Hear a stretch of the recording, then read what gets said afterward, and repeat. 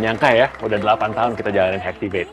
Selalu ada perasaan bangga kalau ngeliat student berhasil lulus. Jadi ingat dulu, kita mulai dari ruko kecil, saat itu hanya ada 19 siswa, dan kelasnya pun harus berbagi dengan ruangan kerja orang. Bahkan kita pernah rebutan ruangan dan akhirnya belajar di ruang yoga. Sekarang kita punya puluhan siswa dari setiap batch hingga lebih dari 2.200 lulusan yang kini berkarir di 35 industri. Sampai punya 3 kampus di 3 kota besar di Indonesia. Yang bikin gue terharu, kita bisa bantu lebih dari 800 siswa punya karir yang lebih menjanjikan lewat program ISA. Di mana beberapa dari mereka ada yang dari ojek online, satpam, sampai yang baru-baru ini ada yang pelaku UMKM loh. Hai, namaku Herlina Lim, aku alumni Full Stack JavaScript dari program ISA. Sebelumnya, aku sempat menjalankan bisnis UMKM jualan kopi. Namun, di tengah jalan bisnisku harus terhenti karena faktor ekonomi hingga membuatku sempat frustasi. Dari situ, kemudian aku melihat karir temanku sebagai programmer yang tetap stabil dan menjanjikan walaupun di saat kondisi ekonomi sedang tidak menentu. Setelah aku tanya-tanya, ternyata temanku ini lulusan bootcamp Hacktivate. Aku langsung tanya kampusnya di mana buat aku cari tahu lebih lanjut.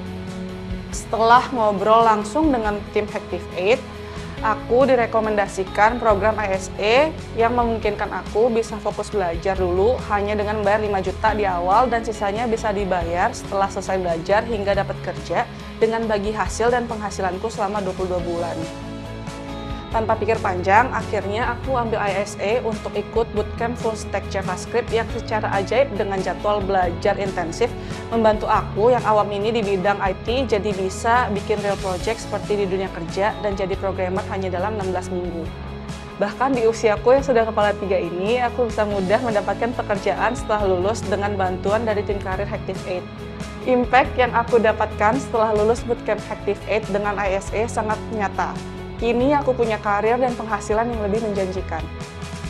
Karena itu, di ulang tahun Hacktivate yang ke-8 ini, gue pengen banget memberikan impact yang lebih besar lagi dalam menemukan talenta digital masa depan. Salah satunya dengan ISA ini kan ya, supaya mereka bisa fokus kejar impian tanpa harus mikirin biaya. Dan jadian, jadi talenta digital andalan. Oh alah, impian kita untuk menjadi penghasil talenta digital terbesar di Indonesia semakin dekat nih. Makanya, yuk, ISA yuk. Ayo.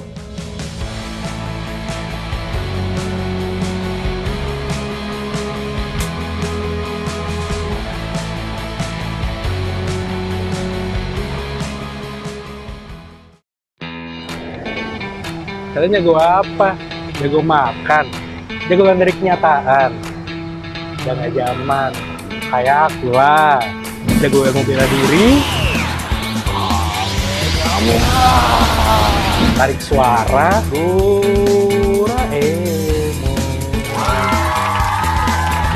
Dan rayuan kita. Tapi punya banyak ilmu ternyata nggak menjamin gampang dapat kerja dengan gaji yang tinggi. Udah ratusan kali kirim lamaran, tapi belum juga dapat balasan. Apakah aku harus punya duit, punya kuasa, tapi buatku enggak sih? Salah. Sorry, kita langsung aja. Apakah aku harus tambah ilmu biar dapat panggilan kerja? Mas, Mbak, esnya nih. Mas, Mbak, es dulu nih. Yuk, Mas. Es, Mas. Es ini bisa nambah ilmu loh. Emang ada es bisa buat nambah ilmu? Ya ada dong. Ini namanya SNPL. Study Now, Pay Later dari bootcamp Hacktivate. Nanti setelah lulus, masnya bisa jadi full stack developer, bisa juga jadi data scientist, dan bisa juga jadi digital marketer. Gimana? Mau pilih yang mana? Atau mau pilih saya? Aduh deh mbak, saya lagi kere. Tenang aja. Ini masnya bisa bayar, bisa dicicil setelah lulus 16 kali loh. Dan juga kita bisa bantu untuk dapat pekerjaan. Gimana? Menarik? Tarik sih, cuma enggak dulu deh mbak. Saya tuh udah banyak ilmu, gampang bisa dapat kerja. Loh. Udah mbak, saya duluan dulu ya mbak. Tapi mas.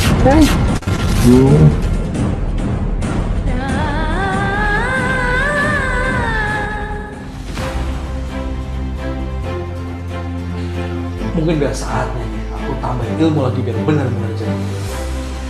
Sebelum terlambat, akhirnya aku milih SNPL buat belajar di bootcamp Hacktivate.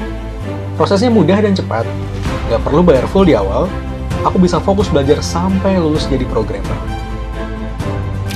Sisanya bisa dicicil setelah lulus, bahkan bisa dicicil setelah kerja dengan fasilitas hiring partner Hacktivate yang bikin dapat kerja jadi lebih mudah. SNPL bikin hidup aku berubah dari si paling jago jadi si jago coding. Nah, kalau kamu mau lulus di D apa nih? Yuk, jangan ragu untuk tambah ilmu dengan SNPL di Bootcamp Hacktivate. Mas, udah belum mas laptopnya? Ya, Masih maaf, Mbak. probation. Ya, maaf, Balikin Mbak. dulu.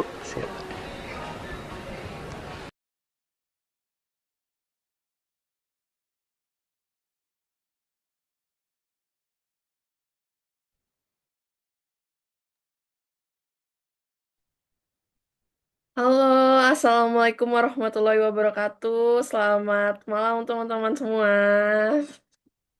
Wah, ini seru banget nih, udah ramai banget ya. Oke, sebelumnya aku ucapkan terima kasih teman-teman semua atas antusiasmenya, karena aku lihat di grup ramai banget, bangetan ya. Terima kasih teman-teman atas antusiasnya udah mau join di eh, event kita pada malam hari ini. Dan aku yakin banget karena aku lihat ya dari di grup nih kayaknya udah nggak sabar banget dan pengen banget dapet insight langsung dari Kak Yahya dan Kak Dodi gitu ya. Dan juga nanti kita akan ada moderator yang hebat juga nih, yang paham di dunia cyber juga, ada Kak Thomas. Dan nanti teman-teman akan kenalan dengan mereka di sesi talk show gitu ya. Nah, sebelumnya mungkin ada yang udah kenal dan ada yang belum kenal juga ya sama aku. Aku Feni selaku MC pada malam hari ini. Aku yakin nih teman-teman di sini nih banyak yang udah pernah join di eventnya Hacktivate dan ada juga mungkin yang udah kemarin ikut di sesinya Kak Yahya atau Kak Dodi dan sekarang ikut lagi. Thank you banget teman-teman. Terima kasih sudah mau ikut lagi dan percaya gitu ya. Dan mungkin kalau misalkan nanti teman-teman mau join di kelasnya Hacktivate itu juga boleh banget. Nah, sekarang tadi aku udah kenalan, aku mau tahu dulu nih, teman-teman yang hadir di sini sekarang tuh lagi di jalan atau udah di rumah atau ada yang kejebak hujan nih, karena di beberapa daerah aku lihat lagi hujan ya. Boleh aku tahu di kolom chat teman-teman? Oke, udah pulang kerja, Kak Zuprizal. Nah, yang lain gimana nih? Hujan. Oh iya, Pasuruan Jatim hujan ya. Iya, di Tangsel juga baru selesai nih hujannya. Bahkan sampai sinyal saya tadi sempat hilang, teman-teman. Sorry. Di mobil, waduh, Kak Aan sepertinya lagi kena macet nih. Masih kerja. Wah, ternyata beberapa masih di jalan ya, dan ada yang di kantor. Thank you teman-teman. Walaupun lagi di jalan, masih tetap mau join di event hari ini. Terima kasih banyak teman-teman. Semoga di jalan nanti lancar ya, biar sampai rumah bisa dapat belajar lebih nyaman gitu ya. Oke. Nah, aku mau tahu nih dari teman-teman yang lain mungkin nih, boleh. Teman-teman tuh tahu event hari ini itu dari mana sih? Dari Instagram Kak Yahya kah? Atau dari LinkedIn Pak Dodi kah? Atau dari mana nih? Atau dari Instagram Hacktivate? Atau dari grup? Dari mana nih? Aku mau tahu dong. Dapat dari iklan Instagram. Oke. Instagramnya Instagram siapa, Kak? Zulprizal.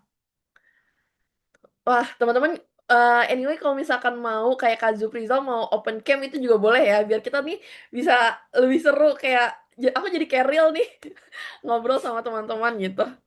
Dari IG Hacktivate, dari kakak saya. Oh, kakaknya pernah join di bootcamp Hacktivate kah, Kak Febriana? Atau gimana nih? Dari Kak Yahya, dari IG Hacktivate Group. Oke. Oke, berarti di sini rata-rata udah tahu event Hacktivate ya sebelumnya ya. Oke, oke. Kalau begitu berarti teman-teman juga nggak asing gitu ya sama Hacktivate dan mungkin udah tahu sedikit banyak tentang apa sih itu Hacktivate gitu ya. Nah, mungkin aku mau hadirkan tim admission kita yang hari ini sudah hadir nih. Mungkin Kak Aulia Yara, apakah sudah ada di sini nih? Halo Kak Yara. Oke, Kak Yara mungkin Halo. boleh dong Kak nih spill-spill sedikit ke teman-teman apa sih itu bootcamp Hacktivate dan uh, ada apa aja sih? Mungkin boleh Kak Yara untuk ngobrol-ngobrol dulu nih sama teman-teman. Oke, thank you Feni. Selamat malam semuanya. Selamat malam Kak Yahya, Kak Thomas, sama Kak eh satu lagi Pak Dodi. Kita udah pernah ketemu ya Pak sebelumnya. Oke, sebelumnya nih, sebelum pusing-pusing sama ketiga, nanti ada dua pemateri sama satu moderator, mungkin kita refreshing sedikit gitu ya, sebelum nanti aku akan kasih survei, jadi teman-teman stay di akhir gitu ya, karena kita akan ada survei terkait cyber. Nah, oke. Boleh teman-teman join di menti.com, kemudian pasang kodenya di 17 11 2051 atau Almira atau Penny bisa bantu. Nah, atau teman-teman bisa langsung scan barcode yang di sebelah kiri.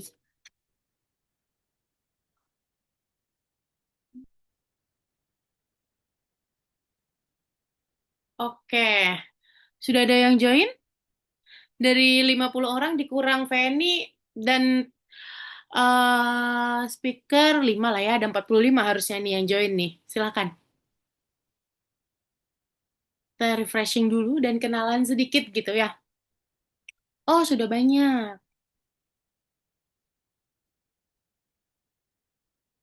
Oke, oke, oke, sudah lumayan naik ya. Next nih, sebelum kita mulai, aku pengen tahu dulu gitu ya, gimana teman-teman perasaannya di malam hari ini? Kalau di Surabaya sekitarnya lagi hujan deras gitu ya, gimana teman-teman? Apakah teman-teman excited untuk ikut eventnya Hacktivate? Atau teman-teman lebih merasa kayak capek, udah kerja, hujan lagi gitu ya? Senang, capek. Oke, yang lain lemah, letih, lesu. Oke. Sebenarnya kita harus tetap bersyukur ya, masih ada akses internet gitu ya. Kemudian eh masih bisa join. Excited dong, Kak. Oke, baik. Pegel. Oke, nah selanjutnya menurut teman-teman gitu ya, tadi kan ada yang tahu dari Instagramnya Kak Yahya, ada tahu dari koleganya Pak Dodi, ada yang tahu dari LinkedIn, dari grup gitu ya. Nah, menurut teman-teman gitu ya, ketika teman-teman mendengar kata Hacktivate, apa yang terlintas gitu? Apakah menurut teman-teman kayak, oh kayaknya itu yang gambar eh Fox Kak, atau oh itu yang bootcamp Kak gitu. Silahkan teman-teman bisa tulis ya. Apa menurut teman-teman dapat kerja cyber, Hacktivate, growing, bootcamp, kayak baik. Lumayan wow. Wah, ini yang wow ini kenapa ya? Terjamin, baik. Menurut teman-teman terjamin. Pengen join tapi nggak ada bootcamp yang paling. Oke, oke, oke, oke, oke. Kebanyakan berarti udah tahu ya Hacktivate seperti apa. Nah, supaya nanti Kak Yahya dan Pak Dodi bisa cukup relate gitu ya dan tahu profil teman-teman, teman-teman bisa pilih apakah teman-teman pernah belajar cyber security, entah itu ikut event atau teman-teman memang pernah ikut course atau teman-teman ngulik sendiri melalui YouTube. Ya, sudah pernah. Oke, ada 9 yang belum pernah nih, Kak Yahya dan Pak Dodi. Jadi nanti mungkin eh bisa menggunakan istilah-istilah yang friendly buat pemula gitu ya. Yang sudah pernah hanya 4. Oke, kebanyakan memang baru mulai ya, mulai ngulik untuk cyber. Oke, boleh di next teman-teman. Nah, kenapa nih teman-teman tertarik belajar cyber security? Nanti teman-teman juga bisa bertanya sih ke Kak Yahya sama Pak Dodi gitu. Kenapa sekarang sudah berkarir gitu ya di dunia cyber? Apakah menurut teman-teman cyber security ini cukup oke untuk teman-teman switch karir atau prospek karir ke depannya itu bagus atau menurut teman-teman ya udah cuman meningkatkan skill aja atau menarik nih topiknya dan mengikuti tren. Oke, banyak yang mengikuti tren terkini gitu ya. Belum tahu aja pusingnya gimana nanti nih. Ketika join bootcamp, apa yang menjadi pertimbangan teman-teman? Apakah menurut teman-teman pertimbangannya melalui kurikulum atau learning value atau biaya, oke, yang milih biaya dikit ya, oke baik. Kemudian fasilitas penyaluran kerja, karir service dan lain-lain. Kemudian ada yang mempertimbangkan pembelajaran online atau offline gitu. Nanti kita akan ada survei juga, ini aku mention di awal, jadi teman-teman harus join sampai akhir karena Hacktivate itu selalu mengakomodir gitu ya, membantu kebutuhan teman-teman. Misalkan teman-teman dulu Hacktivate tuh nggak ada cyber security. Nah, karena banyak permintaan, kemudian setelah kita survei lumayan banyak yang tertarik gitu, makanya kita ada professional development namanya cyber security pentest kayak gitu. Oke, nah nextnya teman-teman bisa bertanya terkait Hacktivate di Menti atau teman-teman nanti bisa chat aja di kolom chat gitu ya setelah sesi kedua. Nah nanti di akhir kita juga akan ada info jadian 26 sama professional development program yang terbaru ada apa saja gitu ya. Kalau teman-teman udah nggak sabar buat berpusing-pusing ria sama speaker di malam hari ini, mungkin aku akan kembalikan lagi ke Feni ya. Nanti tunggu di sesi 2 ya, teman-teman. Enjoy! Oke, thank you Kak Yara. Wah, tadi udah cukup kenalan sedikit ya sama Kak Yara dan Hacktivate. Mungkin tadi kenapa sih harus ditanya kayak gitu gitu ya. Nah, itu tuh kita mau tahu aja nih teman-teman seberapa dekat sih atau seberapa kenal sih sama Hacktivate gitu. Nah, tadi Kak Yara juga udah mention nih akan dikasih teman-teman akan dikasih info mengenai Hacktivate-nya lagi mau tahu nih seberapa banyak sih teman-teman di sini yang lagi kepo atau lagi mau terjun ke dunia cyber dan seberapa banyak sih teman-teman yang nantinya akan berkarir di dunia cyber mungkin abis setelah ini gitu ya jadi makin tertarik nih gitu mungkin nanti akan dibantu sama Kak Almira untuk linknya jadi aku mau berikan link untuk teman-teman nah di sini Kak Almira udah kasih di chat Zoom.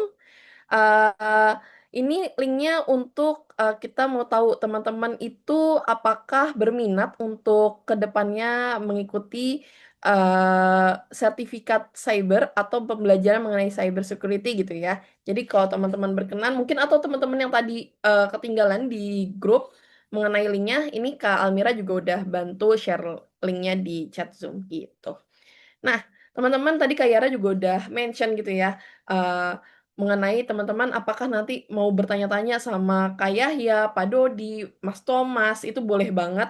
Teman-teman boleh nanti seaktif mungkin, karena hari ini akan ada 6 peserta teraktif yang akan mendapatkan free online course Udemy by Hacktivate.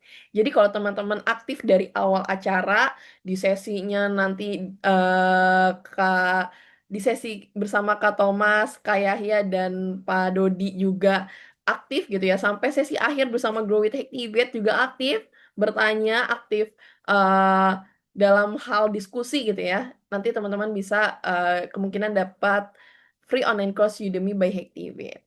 Gitu. Nah, karena udah nggak sabar, aku lihat di grup, tenang teman-teman, aku juga udah di PC nih sepertinya, sama salah satu dari yang ada di sini. Dari 55 orang ini, sepertinya sudah tidak sabar. Jadi mungkin aku akan panggilkan Kak Thomas selaku moderator pada malam hari ini. Halo Kak Thomas, apakah sudah di sini?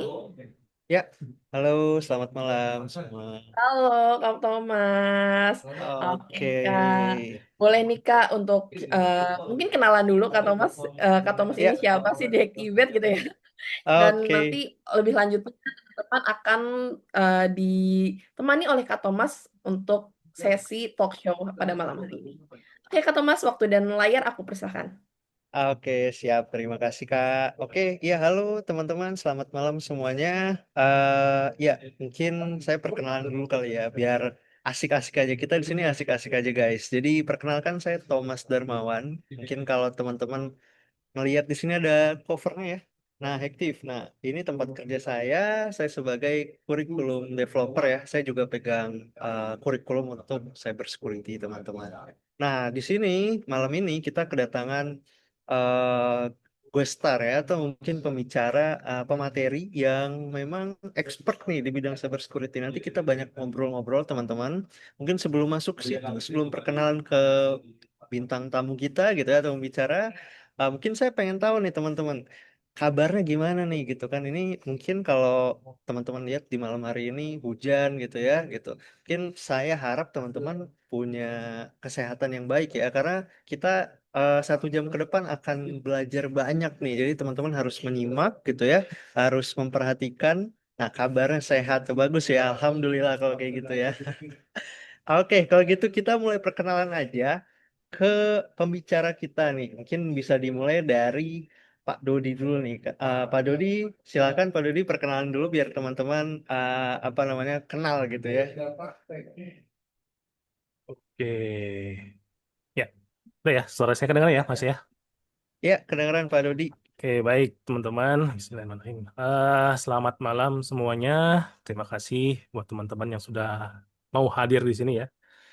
Jam-jam segini memang jam-jam yang tadi ada yang capek gitu ya, ada yang lagi di jalan dan seterusnya. Nah, mungkin saya ingin kenalin dulu nih. Saya Dodi Ferdiansyah. Ya, kalau bicara pekerjaan saya seorang pengajar, seorang dosen di salah satu kampus swasta di Bandung.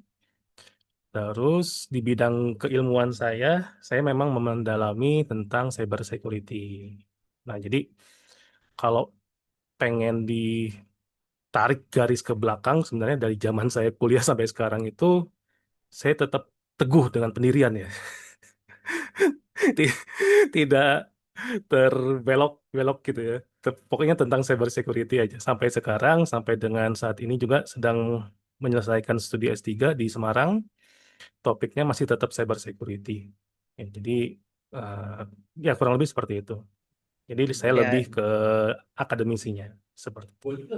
berarti terus saja ya Pak Dodi ya. Jadi linear Gas sekali terus. dari awal, gas terus gitu ya. Mungkin teman-teman kalau ada yang bertujuan di akhirnya pengen jadi expertise di cybersecurity seperti Pak Dodi, nah itu udah ketahuan tuh tadi ada spill-spillan. Lurus linear aja gitu ya dari awal gitu. Oke, pembicara kita selanjutnya nih seru juga nih dari Kak Yahya ya. Silahkan Kak Yahya. Halo, makasih. Selamat malam teman-teman. Makasih juga. Selamat datang selamat Pak Dodi. Eh, Malam juga ya di sini banyak yang masih kerja ya. Mungkin ada yang masih di kantor segala macam. Semangat juga yang masih kerja ya lembur jam segini. Kenalin aku ya. Aku mungkin beda sama Pak Dodi yang aku lebih banyak praktikal di eh, industri, startup dan lain-lain gitu kan ya. Jadi mungkin bedanya aku eh, lebih praktikal. Dan menurut Pak Dodi, akademi cyber security itu linear tuh bener-bener sulit. Karena karena aku ngalamin juga, ngerasain juga yang akhirnya pindah ke praktikal ke industri.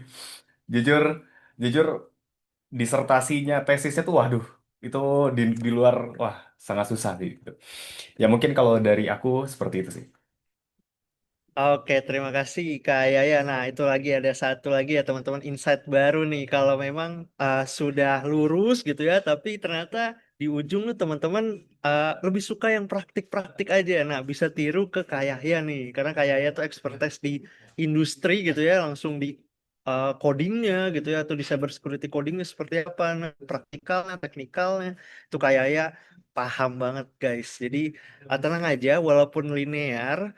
Setelah itu ada kecenderungan oh pengen belok sedikit gitu ya tapi kan masih tetap ya teknikal praktikal gitu ya nah itu masih bisa teman-teman gitu ya oke kalau gitu kita langsung mulai aja karena kita udah cukup perkenalan tadi sudah melihat ada Pak Dodi dan Kak Yahya di sini mungkin sebelum masuk ke yang sulit-sulit sekali gitu jangan yang sulit-sulit ya teman-teman mungkin kita yang santai-santai saja gitu ya mungkin pertanyaan pertama terkait dengan cybersecurity nih ke Pak Dodi dulu nih. Pak Dodi, cybersecurity itu kenapa menarik sih menurut Pak Dodi itu kenapa gitu? Karena kan Pak Dodi dari awal udah masuk ke cyber tuh, terus oh masih tetap stay aja gitu ya. Nah, kenapa Pak Dodi tertarik untuk cybersecurity? Itu apa yang bikin Pak Dodi tertarik gitu? Dan bagian mana yang menyenangkan bagi Pak Dodi ya? Gitu. Mungkin teman-teman bisa ambil insight positifnya di situ nanti. Oke, menarik ya. Menarik di cyber security itu apa ya? Saya izin jawab dulu ya, Mas Yahya. Oke, kalau ya baik lagi ya, saya cerita di awal mula kenal cybersecurity itu memang di perkuliahan, di kampus ya. Dulu itu saya ngambil jurusan teknik informatika dan ada satu mata kuliah, cuman satu sih, yang terkait dengan security. Dulu itu namanya sistem keamanan informasi dan yang mengajarnya, eh, nah yang mengajar ini adalah dosen yang jadi awal mula saya tahu gitu ya, saya tahu tentang security. Tapi sekarang sudah almarhum ya. Beliau dulu aktif di pemerintahan juga. Nah, asiknya itu adalah ketika saya diajak beliau itu di salah satu mall, itu ada event kayak eh, Catch the Flag ya.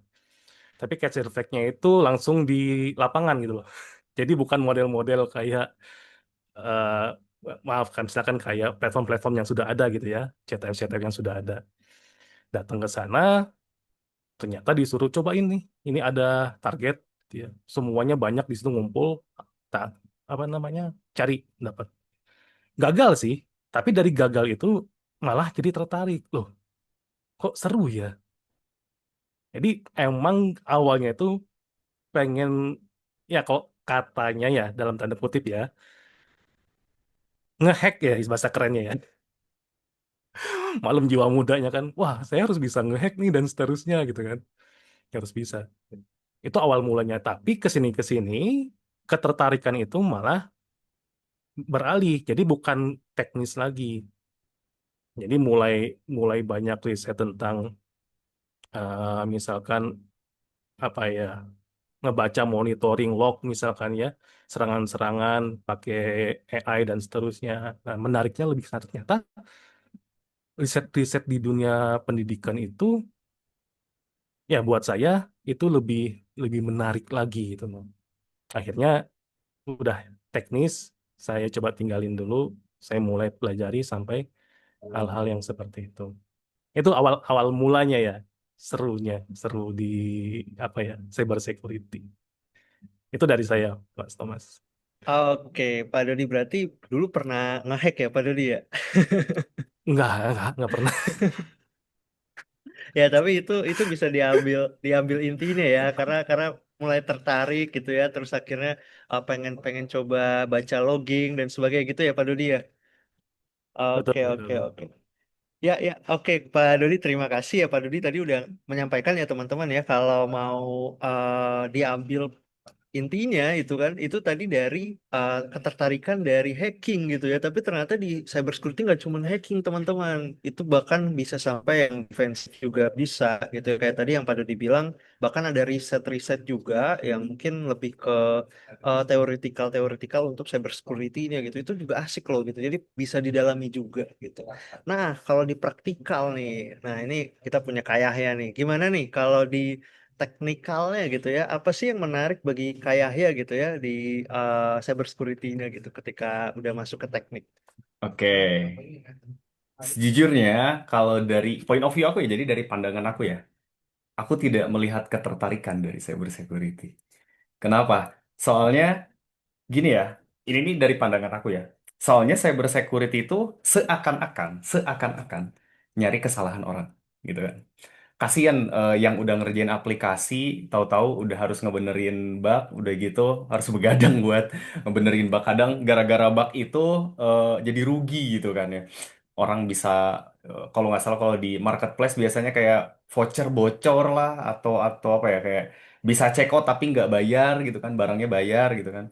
Ya kayak gitu kan, jadi bug-bug kritikal gitu. Sebenarnya kenapa aku berasa kayak ada beban moral gitu kan ya. Tapi mungkin ada beberapa orang yang ngerasa, ah gue mah nyari duit doang gitu kan ya. Kayak saya gitu kan, nyari duit doang itu sebenarnya bisa bersyukur. Jadi kalau misal eh ketertarikan, sejujurnya minat saya dari kecil itu tuh dulu tuh ada forum Indonesia namanya eco.org.id. Foundernya ya Dips, dia tuh bikin novel. Novel hacking di Indonesia itu jarang, jarang banget. Bayanginnya zaman waktu itu anak muda lagi ya campur seneng-seneng sama internet, nyari-nyari cewek, sampai di novel itu diceritain dia dapat cewek kalau misal dari Bluetooth. Jadi narasi-narasi seperti itu sebenarnya yang bikin saya tertarik sampai sekarang. Artinya, cyber security itu tuh mempunyai aturan yang berbeda dengan semua technical dalam IT. Kalau misal aku sebutnya adalah asimetrik. Asimetrik dalam artian attacker atau hacker, dia tuh cukup butuh satu lubang keamanan untuk bisa masuk ke dalam sebuah aplikasi. Sedangkan defender atau yang menjaga servernya atau yang menjaga aplikasinya, dia butuh pasang ini, pasang itu, pasang monitoring, pasang alert, pasang apa buat ngejagain itu. Itu aku sebut asymmetric attack. Makanya sebenarnya cyber security itu dekat relasinya berhubungan dengan militer atau dengan politik. Makanya benar-benar yang namanya cyber security itu pengaruhnya besar dalam ke depannya tuh pengaruhnya besar mungkin dalam sebuah negara. Makanya juga kan hubungannya sama AI juga sekarang cukup kental ya. Selain itu jadi dari motivasi itu sama kayak Pak Dodi kan aku juga ada dua orang almarhum yang relate sama cyber security. Satu Pak Arif Wicaksono sakit jiwa gitu kan, yang satunya lagi almarhum bapak saya sebenarnya Pak Iwan Sumantri. Dia itu tuh yang udah ngajarin banyak gitu kan, yang kasih saya ketertarikan beli buku ini segala macam. Jadi karena dari situ akhirnya kebawa gitu sampai sekarang. Justru saya tuh pekerjaannya kalau misal saya ngasih role, saya tuh DevOps umumnya tuh. Orang-orang banyak yang nggak nyangka kalau saya tuh awalnya tuh sebagai cyber security.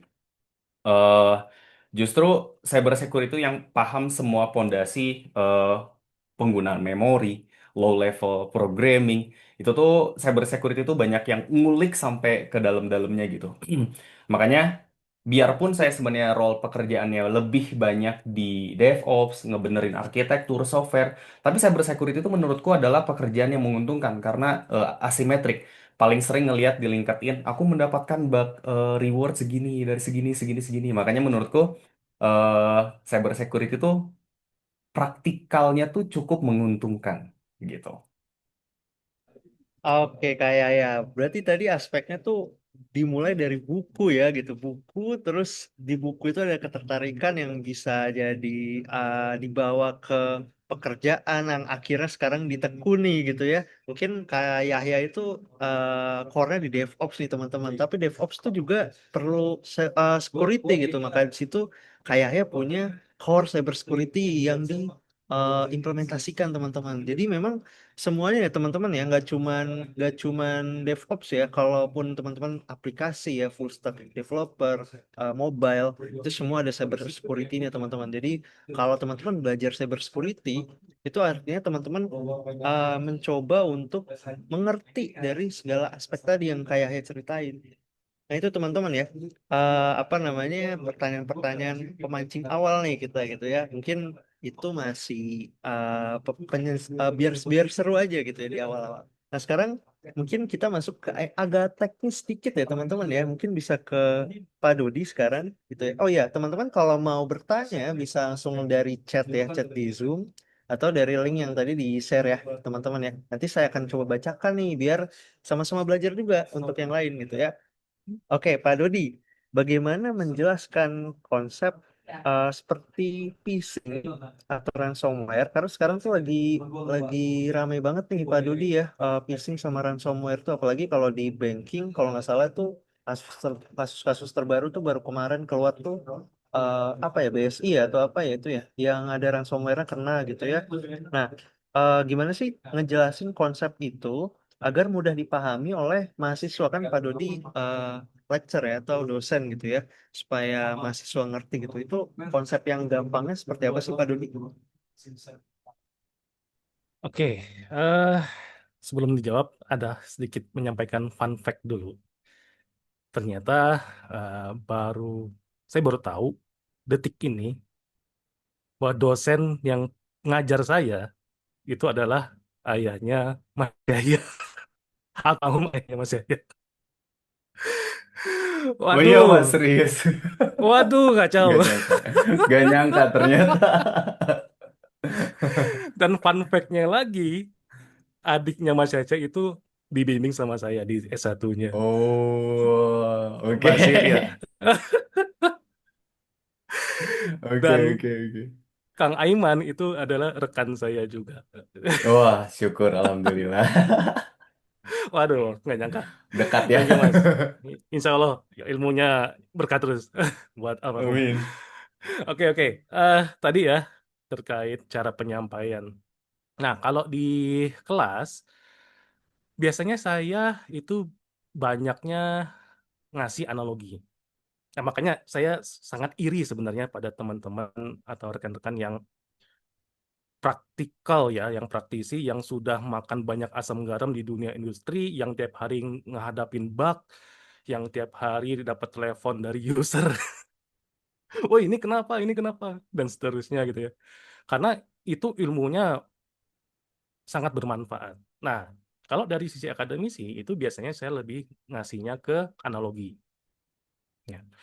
Contoh misalkan, kalau misalkan kita bicara social engineering, itu biasanya saya akan ngasih analogi di rumah misalkan ya ada orang tua, ada eh, kakek, misalkan ada kakek, ada orang tuanya, ayah ibu, ada kakak, ada adik, saudara dan seterusnya. Nah, biasanya tingkat apa ya? Tingkat saya bilang sih tingkat awareness-nya ya. Tingkat awareness-nya itu kan berbeda-beda tuh. Ya, kita nggak bisa bilang social engineering ya. Misalkan hati-hati ke orang tua, ke ayah ibu atau ke kakek nenek misalkan jangan klik ini, jangan reject ini, jangan accept telepon dari siapa yang tidak dikenal dan seterusnya. Itu akan susah. Lebih gampang kalau misalkan kita kasih tahu ke orang awam nih misalkan ya, atau orang ya umur 30, 40, 20 itu lebih enak kasih tahunya bahwa hati-hati loh dengan social engineering itu bisa masuk ke siapa aja nih gitu ya. Jangan sampai kita lengah, jangan sampai kita ngerasa apa ya jumawa gitu ya atau apalah gitu ya yang bikin kita ngerasa sense of caution-nya, keberhati-hatian kita itu drop. Nah, biasanya kan serangan-serangan social engineering itu terjadi ketika keberhati-hatian kita itu mulai turun. Barulah kita akan kena tuh. Ya kan? Ya contoh lah misalkan kalau zaman dulu itu kan ada SMS mama minta pulsa lah gitu ya, ada yang belum bayar kosan lah zaman dulu. Ya, sekarang kan teknologinya sudah maju. Mungkin teman-teman pernah atau bisa searching berita-berita tentang penipuan dengan menggunakan deepfake atau deepfake voice. Nanti ada yang telepon dari nomor tak dikenal, terus suaranya suara dari orang tua kita, suaranya dari bapak kita dan seterusnya. Ya, itu real terjadi. Nah, kalau misalkan kita nggak aware, kita nggak bisa apa ya mengantisipasi itu, wah itu bisa bisa bahaya, bisa jadi korban juga. Nah, itu yang sering saya kasih analogi-analoginya kepada mahasiswa. Kayak misalkan rumah, rumah itu kan tidak hanya sekedar rumah, tapi banyak parameter-parameter yang harus kita jaga. Mana area pribadi kita, mana area publik, mana yang harus pakai kunci ini, kunci itu, dan seterusnya. Itu dianalogikan semua. Nah, nanti biasanya di akhir kuliah atau di akhir semester, mereka akan dikasih tugas besar tuh. Ini ada target, ya tapi targetnya yang sudah ini ya, yang sudah legal. Ya. Ada target, nah silakan cari kelemahannya apa, atau misalkan tugas buat anak-anak nih, tolong kalian cari tahu, lakukan social engineering terhadap teman kalian sendiri. Siapa yang paling banyak dapat informasinya, siapa yang paling banyak dapat ininya, itu dapat nilai A, oh kan pada senang tuh. Tapi kalau nggak dapat, nggak lulus. Wah, nggak, bercanda. Kayak gitu Mas, jadi lebih banyak ke analoginya. Itu Mas. Oke Pak Dodi, berarti semuanya harus lewat analogi ya biar mudah dipahami gitu ya kalau teoretikal tuh ya. Kalau langsung menyampaikan lewat teorinya gitu langsung diterobos kan kadang-kadang bingung juga ya mahasiswa ya gitu ya. Oke Pak Dodi, terima kasih nih. mungkin kita masuk ke praktikal nih teman-teman ya sekarang ya.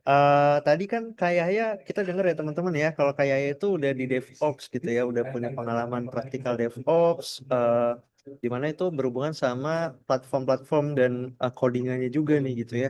Nah, kita kita penasaran juga nih, mungkin dari kayak ya, gimana sih kalau di DevOps gitu ya, itu skill apa yang saling melengkapi dengan cybersecurity biasanya.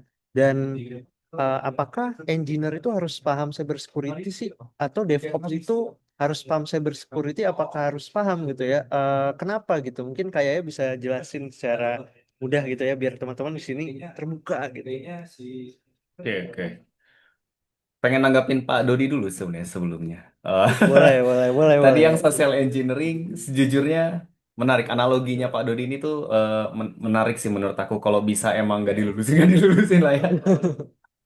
Karena menurutku emang social engineering itu paling penting dan paling mendasar karena eh, logik dan apa ya istilahnya fallacies itu tuh perlu di filter sama diri sendiri. Karena kan kalau misal istilahnya lihat scamming di YouTube segala macam tuh simple sebenarnya gitu kan.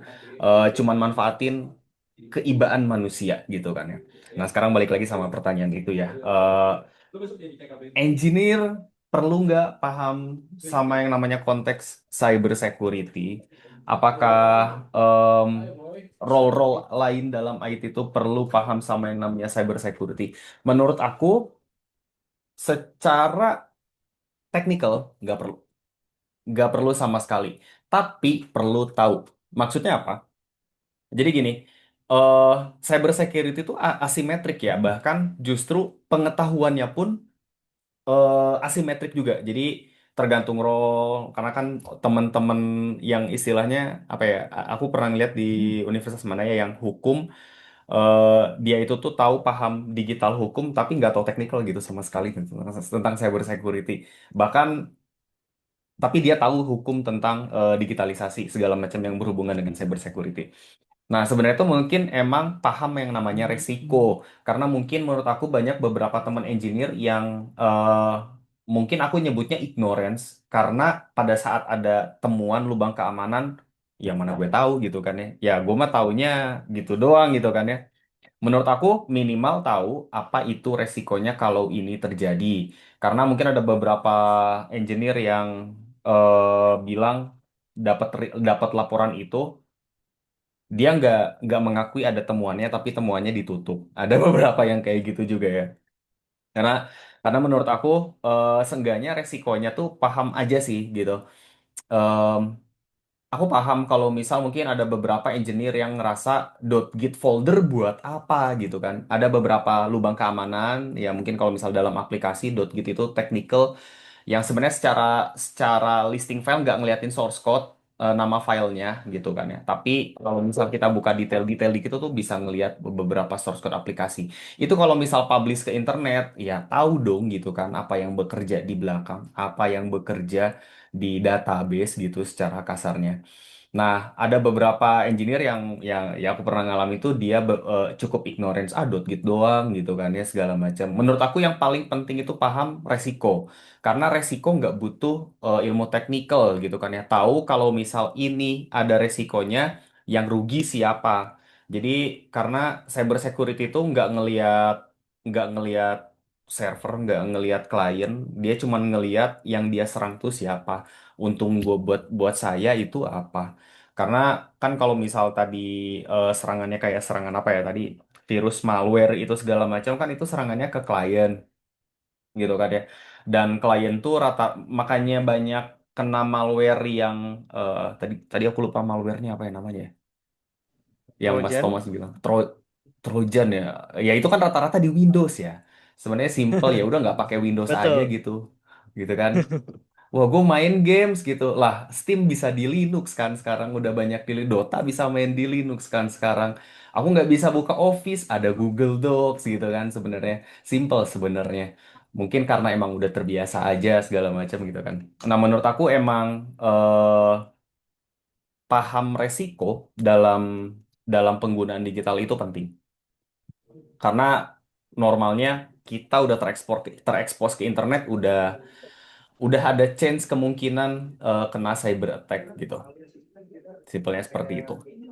Dan satu lagi, skill paling penting buat cyber security dan engineer itu ngoding. Mau cyber security, mau infra, mau siapapun minimal bisa ngoding. Karena aku pernah ngeliat ada beberapa teman-teman security engineer yang ya mungkin ignorance, gue mah bisa ngehack tapi ngapain aja, ngapain juga ngoding gitu kan, segala macam. Anak infra juga ada yang seperti itu. Basic basic infra ngoding tuh basic. Bahasa paling gampang mulai mulai dari mana bang? Python, udah itu mah gampang banget sumpah. Lu mau tanya chat GPT itu bahasanya manusia banget, beda sama kayak apa ya, Rust gitu kan. Rust nggak mungkin kalian baca tuh, pasti pusing tuh bacanya. Assembly segala macam gitu sih. Oke, terima kasih Kak Yaya ya. Oke, berarti tadi intinya adalah memahami resiko ya guys ya, atau teman-teman ya. Jadi memang resiko dari cybersecurity itu penting. Nah, itu yang perlu dipahami atau perlu tahu gitu ya, itu wajib gitu ya, itu basic lah gitu ya. Yang kayak tadi ya misalnya ganti pakai Linux gitu ya. Cuma sayangnya aja kalau Dota nggak bisa di Mac gitu ya. Oke, terima kasih Kak Yahya ya untuk insight teknikalnya gitu ya. Nah, kita balik lagi nih ke Pak Dodi gitu ya. Mungkin teman-teman sekarang udah zamannya AI gitu ya. Mungkin kalau di kuliah gitu ya, atau mungkin di kampusnya teman-teman rata-rata beberapa mungkin udah ada yang kenal sama AI gitu, ChatGPT, Gemini, Claude, atau banyak ya AI zaman sekarang itu udah udah mulai masuk ke orang-orang supaya bisa produktif gitu ya. Nah, tentunya di cyber security juga pasti ada pengaruhnya juga nih. Nah, mungkin bagi Pak Dodi nih sebagai dosen gitu ya, apakah AI membuat cyber security itu semakin mudah? Jadi apakah AI membuat cyber security itu semakin mudah atau justru semakin berbahaya gitu? Mungkin bisa dapat insight baru dari Pak Dodi seperti apa nih? Dua-dua sih, Mas. Bahaya dapet, untung juga ada. Jadi kalau misalkan diibaratin, sebenarnya saya nggak bicara AI aja ya, tapi kalau kita bicara teknologi, hampir semua ya, mungkin tidak semua juga ya, tapi hampir kebanyakan, sebagian besar, teknologi itu kayak pedang bermata dua. Ya, teknologi itu. Jadi kalau dikasih pedang bermata dua, ya terserah mau dipakai buat apa. Buat masak, boleh. Buat motong ternak, ya ayam, sapi, kambing, silakan. Ya, tapi juga bisa digunakan untuk hal-hal yang negatif. Tapi kan balik lagi sebenarnya. Kalau saya, ini POV sayanya, saya melihat AI itu, apapun teknologinya, itu adalah satu anugerah buat saya. Gitu. Dengan itu saya bisa meningkatkan kinerja saya, meningkatkan performance saya untuk belajar, untuk ngajar, untuk riset, ya, untuk eksplorasi apa dan seterusnya yang dari saya nggak tahu sekarang jadi tahu. Tapi di sisi negatifnya, sekarang itu kan tadi yang saya bilang banyak AI yang bisa digunakan untuk hal-hal yang kejahatan tadi. Dan sekarang saya masih ingat dulu kalau disuruh tadi ya dosen disuruh dosen analisis sebuah email yang disebut dengan phishing, itu gampang banget cara cara ngedeteksinya. Tinggal lihat tata cara penulisan bahasa Inggrisnya, grammarnya pasti hancur. Nah, ini pasti phishing nih. Ya. Tapi kalau sekarang, ketika saya dapat email phishing dari luar, itu kalimatnya bagus, rapi. Ya, tapi tetap aja, sendernya dari Nigeria. Ya, percuma juga gitu ya.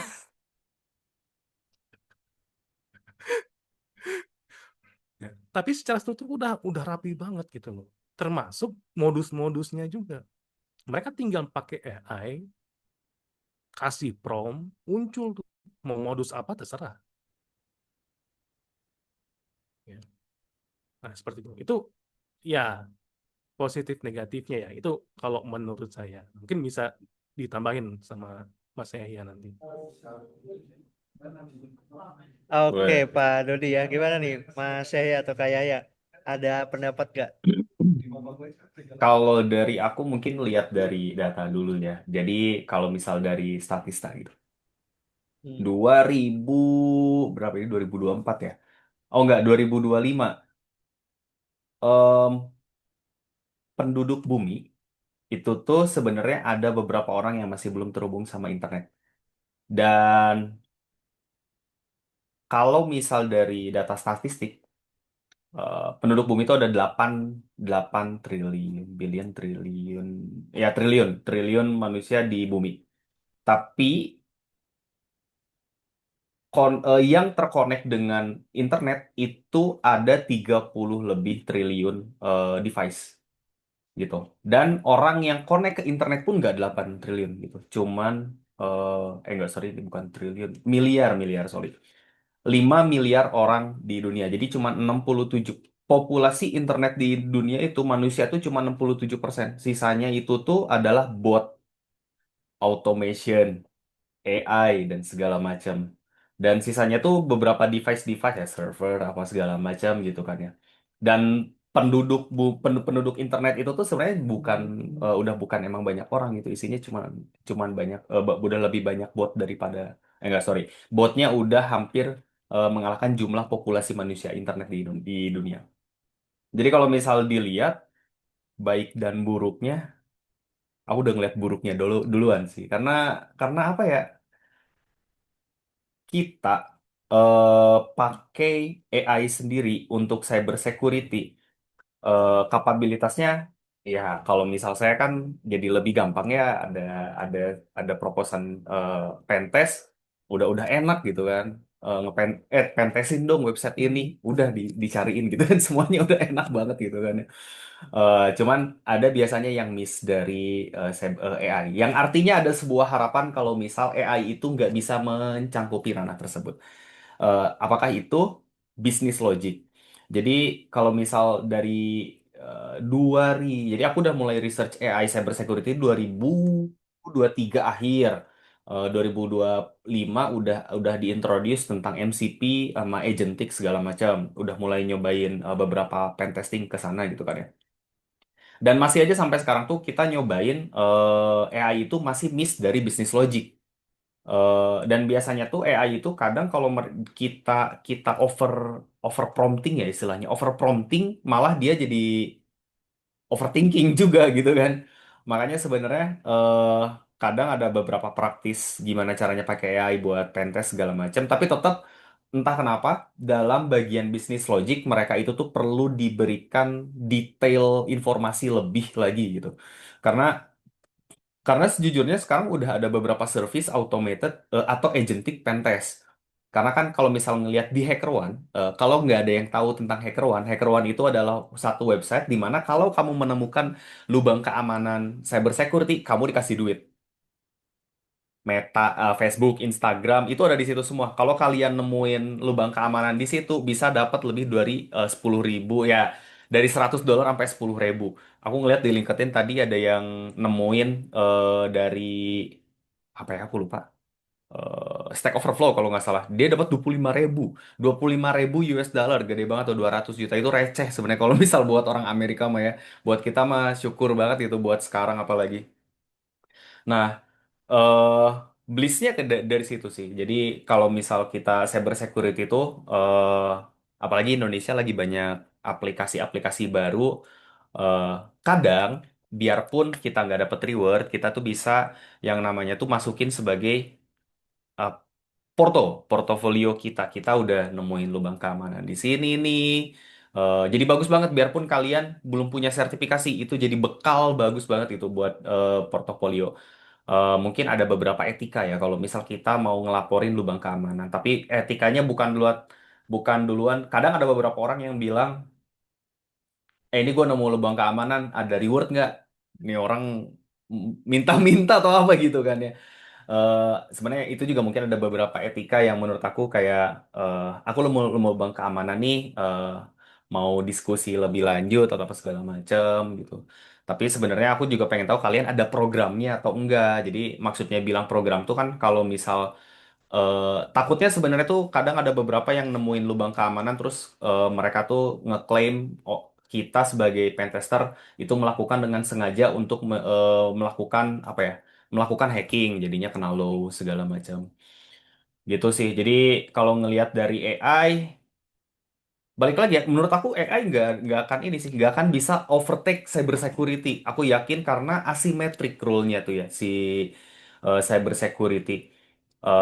Dan kalau aku juga sempat barusan ngecek di Reddit, ada orang yang dia masuk ke jurusan cyber security, terus dia tuh ngepost bilang, waduh, AI rame banget nih. Kayaknya cyber security bakal di automated sama AI nih gitu kan. Gue perlu pindah aja nggak ya gitu ke AI?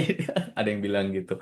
Banyak yang jawab, singkatnya, nggak usah takut. Cyber security itu salah satu bidang yang kasarnya susah gitu kan, industrinya. Tapi sebenarnya susah buat di overtake sama AI karena asymmetric rule tersebut. Bahkan biarpun AI-nya dia megang defender side-nya, itu tetap kayak sebenarnya attacker cukup butuh 0,0001% chance buat masuk ke situ gitu. Tetap langsung bisa langsung take over server gitu segala macam. Gitu sih. Jadi kalau AI take over cyber security, ngelihat dari populasi, semua bot, semua AI. Tapi aku nggak yakin kalau AI itu bakal overtake cyber security gitu sih. Oke, terima kasih nih Kak Yahya ya. Tadi udah banyak banget insight soal AI. Tadi mungkin udah aku ini ya, simpulin ya. Jadi mungkin kalau AI itu nggak bisa overtake atau mengambil semua, tapi memang AI itu bisa membantu productivity-nya. Karena ya asimetrik tadi ya, teman-teman rules cybersecurity itu sebetulnya kompleks tadi yang udah kayak ya beritahu ya. Itu jadi tenang aja teman-teman kalau belajar cybersecurity itu nggak akan bisa digantikan seluruhnya oleh AI. Mungkin ada sekarang ya itu yang AI sekarang di luaran itu membantu saja gitu ya. Kan kayak tadi Kak Yaya bilang untuk pentest gitu ya, itu udah ada AI-nya memang betul ya. Cuman memang kalau side-nya untuk kompleksi cyber security-nya itu memang nggak bisa semuanya pakai AI gitu. Itu harus manusia gitu teman-teman ya. Nah, ini ada pertanyaan nih untuk Pak Dodi ya dan Kak Yahya juga mungkin. Cuman kita mulai dari Pak Dodi dulu nih. Ada pertanyaan dari audiens kita nih terkait dengan password manager gitu. Itu yang Pak Dodi tahu itu beneran aman nggak sih atau cuman tren aja gitu yang sekarang ada password manager itu seperti apa gitu Pak Dodi? Oke, password manager. Eh, Konsepnya gini deh. Segala sesuatu, data apapun yang kita miliki ketika sudah keluar dari zona kita, itu sudah nggak bisa dikontrol. Ya. Contoh, misalkan saya ambil contoh. Misalkan Mas Thomas nih, pengen register di sebuah bank. Ya, pengen daftar sebagai nasabah. Nanti kan dikasih form tuh, suruh ngisi ya, input ini, input itu kan data semua ya. Data semua. Ketika form ini sudah dikasih ke Mbak tellernya, nih, artinya apa? Artinya Mas Thomas kan nggak punya kontrol lagi nih terhadap data tersebut. Artinya ya kita pasrah, kita serahkan kepada bank tersebut, mudah-mudahan data kita aman. Ya. Mudah-mudahan. Ya. Besok udah jangan dipikirin aja. Kalau dipikirin pasti pusing. Nah, ini sama halnya kayak password manager. Ketika password kita sudah diserahkan ke aplikasi third party, taruhlah misalkan, kalau saya pribadi, saya pakai LastPass. Saya kasih tuh, saya simpan di sana semua. Ya, harapan saya adalah ya supaya mudah-mudahan password saya aman. Mudah-mudahan password saya tidak bisa dijebol dan seterusnya. Ya, karena kenapa? Karena kalau saya pribadi, saya ngambil sisi manfaatnya. Ya, saya bisa bikin password yang benar-benar aman. Ya, 32 karakter, random. Ya, kombinasi huruf besar, huruf kecil, angka, karakter. Nggak mungkin bisa dijebol. Dari sisi passwordnya. Kekuatan passwordnya maksudnya kan. Nggak mungkin bisa dijebol. Kalau saya nggak disimpan di sana, nggak mungkin saya bisa ingat. Nggak mungkin. IP yang 32 bit juga nggak bisa nginget gitu ya. Nah, Udah gitu ya. Nah, tapi balik lagi kan, password itu juga bisa jebol. Tapi si hacker mungkin nggak bisa lewat memecahkan itu. Tapi dia mencoba lewat aplikasi third party-nya. Masalah aman atau tidak, itu balik lagi ke si pengembang aplikasi third party-nya. Nah, yang seremnya, yang seremnya, eh ada istilahnya itu sebentar. Ada istilah yang namanya Harvest Now Decryptor. Ya. Mungkin teman-teman juga pernah dengar istilah kuantum ya, computing kuantum kalau misalkan di teknologi. Memang perkembangannya itu ke depannya, ya saya nggak bisa bilang 2026, 2007 bisa beres gitu ya. Pasti akan lama tuh. Sekarang kan masih zamannya, benar-benar zamannya AI. Ya. Tapi ketika nanti computing quantum itu jadi, password sekuat apapun itu bisa diselesaikan dalam waktu yang singkat. Artinya apa? Hacker itu udah mulai berpikir nih, oh saya nggak bisa ngejebol passwordnya Pak Dodi, panjang, kompleks. Pakai enkripsi ABC dan seterusnya. Nggak apa-apa, saya ambil dulu deh passwordnya. Nanti tunggu saya sekian tahun, kalau teknologinya memungkinkan, barulah nanti di decrypt. Nah, trennya, ya ini bicara ini ya, apa namanya, pola pikir hacker ya. Mereka itu tadi, harvest now, dia panen dulu sekarang. Apapun bentuk passwordnya dan seterusnya. Seberapa kuat, nggak apa-apa. Ya. Nah, nanti di. Nah, ini juga sama kasusnya gitu. Yang saya khawatirkan jangan-jangan password kita udah ada yang nge-collect gitu kan. Terus baru nanti suatu saat kena. Itu jadi kalau bicara tadi ya third party password manager, ya kalau saya pribadi ya saya serahin aja ke situ. Nggak bisa apa-apa. Seperti itu. Oke, Pak Dodi, berarti memang ya kita menyerahkan itu yang artinya kita percaya ya gitu ya. Cuma kita nggak tahu nantinya kan seperti apa gitu. Jadi kalau pertanyaan beneran atau bohongan ya memang beneran mereka mengelola itu gitu ya. Tadi mungkin Betul. kalau Pak Dodi punya aplikasi apa Pak? Teman? LastPass. LastPass ya gitu ya. Nah ya seperti itu ya teman-teman ya. Mungkin Google juga ada password manager juga kalau nggak salah gitu ya.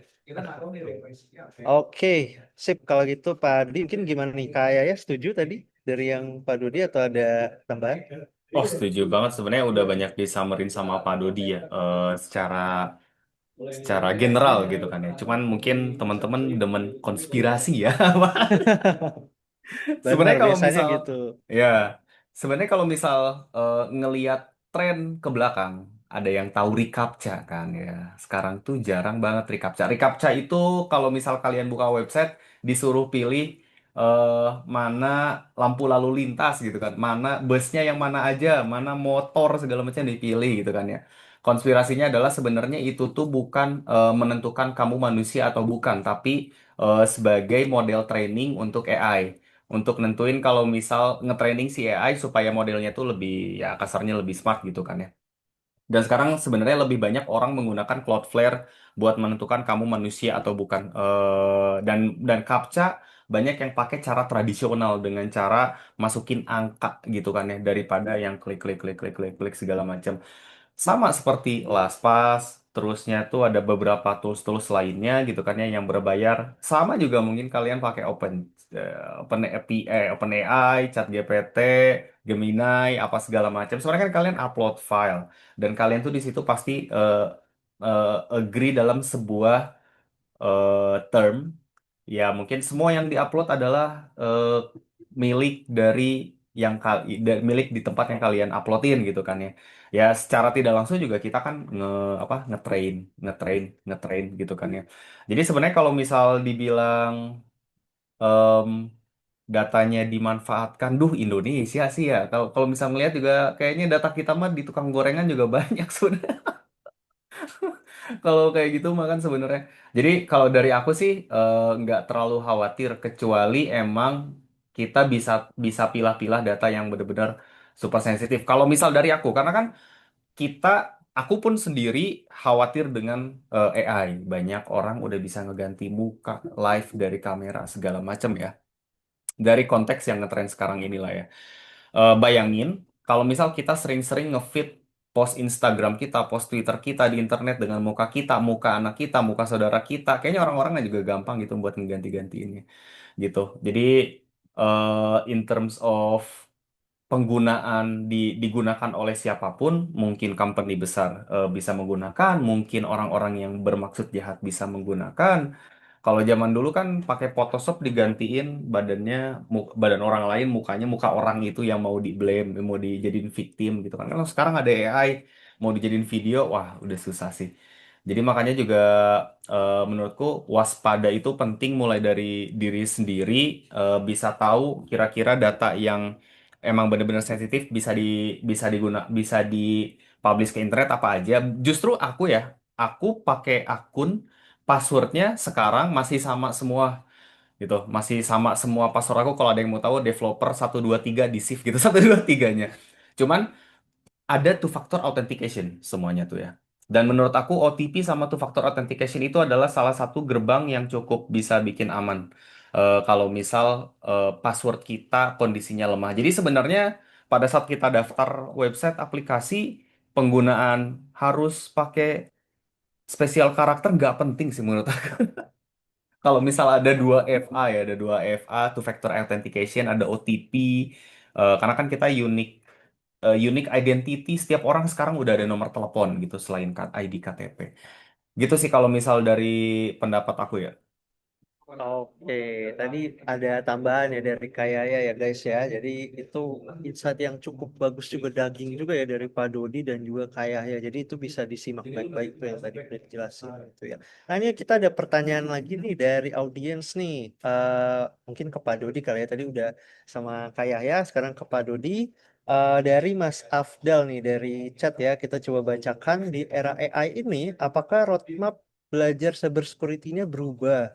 Apakah pemula itu wajib belajar prompt engineering atau cara kerja LLM untuk basic skill? Menurut Pak Dodi gimana nih sebagai dosen atau pengajar gitu ya, kan ini relate sama belajar cybersecurity itu sendiri gitu.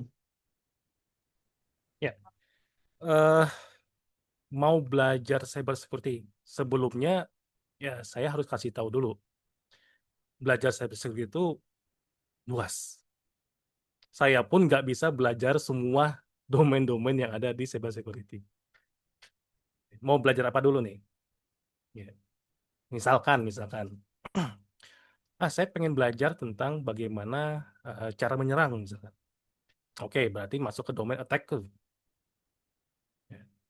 Nah, setiap domain, ya saya sebutnya domain ya istilahnya saya ya. Setiap domain itu punya basicnya, punya fundamentalnya dulu. Nggak bisa tiba-tiba, oh pengen belajar nyerang, saya pengen langsung belajar Metasploit misalkan. Aduh, gitu ya. Tadi kata Mas Yahya, ngoding aja nggak bisa. Sekarang harus belajar scripting di Linux. Wah, cilaka. Kok bahasa Sunda ya cilaka ya? Nah, cilaka. Maaf, keceplosan. Ya, susah.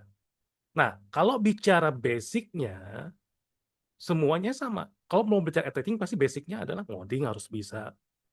OS, belajar tentang sistem operasi, ya tetap harus seperti itu. Jaringan, apalagi jaringan tetap ada di sana. Nah, kalau saya sih biasanya ketika ada orang nanya ke saya, Pak, apa yang harus dipelajari dulu nih untuk belajar security misalkan? Saya jawab 3 tadi. Yang wajib itu jaringan, OS, sama ngoding atau programming. Ya. Kenapa programming perlu? Saya nggak perlu minta kalian jago ngoding, nggak. Cuman bicara logikanya. Kalau nggak bisa ngebaca logik dari sebuah aplikasi, gimana caranya kalian pengen nyerang? So, itu logikanya aja ya. Ya. Network. Kalau kalian nggak bisa belajar network, nggak paham tentang network, ketika ada target, mau lewat mana nih masuknya? Mau lewat pintu mana? 80 kah? 23 kah? 43 dan seterusnya. Itu apa Pak? Pintu apa? Nah, pelajari jaringan. Ketahuan nanti, oh ternyata pintu yang dimaksud Pak Dodi itu bukan pintu fisik, tapi pintu logiknya. ya. Termasuk OS-nya juga. Ya, termasuk OS-nya tadi kan sudah disampaikan juga sama Mas Yahya. Ya, ketika ada APK, APK kan pasti based on Android ya. Itu kan ya udah ganti aja jangan Android gitu. Ganti ke macOS, ganti ke apa dan seterusnya. Karena setiap struktur dari OS itu pasti beda-beda. Nah itu di basicnya tuh, kalau udah ada paham basicnya, kalian mau apa nih? Oh pengen jadi red team, blue team, kayak forensik, kayak mau jadi apa? Gampang. Ya, kecuali satu, cyber security itu ada satu irisan kecil yang non IT. Apa itu? Tadi disinggung juga sama Mas Yahya, masalah law, masalah hukum. Ya, cyber law, ya itu bicaranya ke ranah hukum. Ya, tapi kalau teknis, tadi, ya, itu mungkin jawabannya. Mungkin bisa ditambahkan nih sama Mas Yahya. Oke, ada tambahan kayaknya? Dikit. Sebenarnya udah banyak nih sama dari Pak Dodi ya, udah kerangkum semua. Tapi kalau secara praktikal di industri, kira-kira aku ngasih taunya mana yang gampang duluan bisa involve ke cyber security, mana yang susah, mana yang butuh duit banyak gitu kan ya. Yang paling gampang satu, ada role namanya IAM, Identity Access Management. Lu nggak butuh nggak butuh sertifikasi khusus, cukup bisa manage akun sebagai admin untuk dari company, udah lu bisa manage semuanya, udah gitu aja cukup sebenarnya. Dari situ mungkin start karir naikin cyber security, dari situ udah paling enak. Tapi kalau misal udah mau langsung loncat ke blue team, red team susah sih, karena karena emang berat banget sih role dari situ tuh menurut aku. Ya kalau misal banyak duit low lah gitu kan. Tapi kalau misal emang sukanya baca buku, ada governance, lebih ke risk gitu. Oke, terima kasih Kak Yahya untuk tambahannya ya tadi ya. Mungkin diperjelas lagi ya. Tadi dari Pak Dodi dan Kak Yahya sama-sama setuju nih teman-teman. Kalau mau belajar cyber security itu jangan langsung ke technical cyber security-nya gitu ya. Ucuk-ucuk belajar blue team, red team, defensif, terus langsung belajar monitoring hack gimana-gimana gitu kan susah ya. Jadi yang basic-basic aja dulu gitu ya dari infrastruktur, coding gitu ya itu harus paham logic juga gitu ya, logic programming. Nah, setelah itu baru tadi ada tambahan dari Kak Yahya ada IAM gitu ya. Setelah itu baru tuh dari situ bisa dinaikin karir-karirnya teman-teman. Itu untuk menjawab pertanyaannya Mas Afdal tadi ya. Semoga menjawab. Oke, berikutnya nih, ini mungkin relate juga nih sama Kak Yahya nih. Ada pertanyaan mengenai deepfake dan scam suara. Nah, jadi sekarang itu udah banyak nih penipuan-penipuan yang dia dari suara gitu ya. Itu kayak misalnya suaranya itu mirip kayak suara saudara kita, saudara teman kita gitu. Tiba-tiba dia menginfokan kita ini nih lagi kecelakaan atau ketangkap polisi gitu ya. Cuman suaranya tuh sama gitu kan. Nah, walaupun orangnya di sebelah kita gitu ya. Nah, gimana sih cara kita ngebedain gitu ya, kalau itu sebenarnya deepfake atau scam suara yang dipakai oleh penipu gitu. Gimana cara mendeteksinya gitu. Waduh, ini recent attacks ya. Kalau misal secara praktikal, aku sampai saat ini belum nemu praktikal gimana caranya buat ngebedain ya. Karena apa ya? Kalau ngelihat tren terakhir tuh, trennya North Korea, beberapa orang dari North Korea itu tuh mereka ngelakuin scamming dengan webcam dan nyamar jadi orang US gitu untuk nanyain beberapa identity segala macam. Itu tuh mereka pakai muka-muka gitu kan. Muka orang Amerikanya langsung. Tapi kadang kadang ada beberapa glitch. Jadi kayak kayak kalau kalau ada yang pernah ngeliat live streaming ada filter-filter tuh kalau kalau mukanya ketutup kan udah hilang gitu kan filter gitu. Ada glitch-glitch kecil kayak gitu yang kayak perlu diperhatikan dikit lah ya. Tapi sebenarnya secara mendasar balik lagi ke yang mungkin apa ya? Ini tuh kayak ibarat scamming yang sama yang terjadi di Indonesia yang sekarang kejadian. Bahkan ada yang nggak pakai AI, dia cukup di belakangnya ada logo kepolisian, pakai baju polisi, dia nggak perlu pakai AI kan. Udah cukup udah cukup meyakinkan sebenarnya.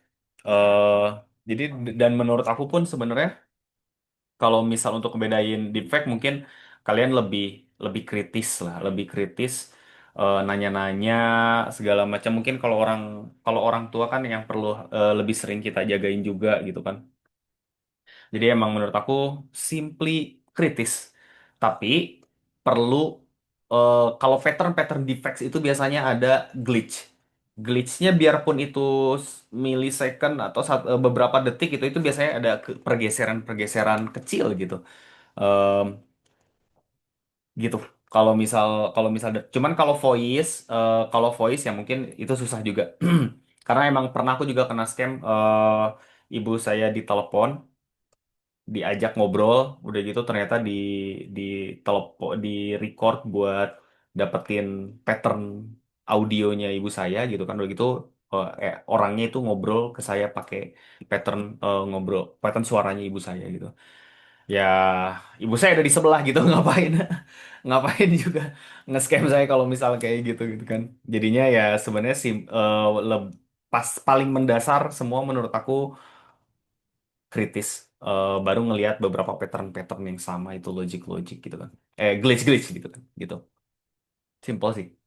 Oke, kayak ya. Jadi gitu ya teman-teman ya. Harus lebih kritis, bisa tahu kalau itu sebenarnya asli atau enggak. Biasanya tuh ada glitch-glitchnya kalau kata kayak ya. Ini juga memang valid sih sebetulnya.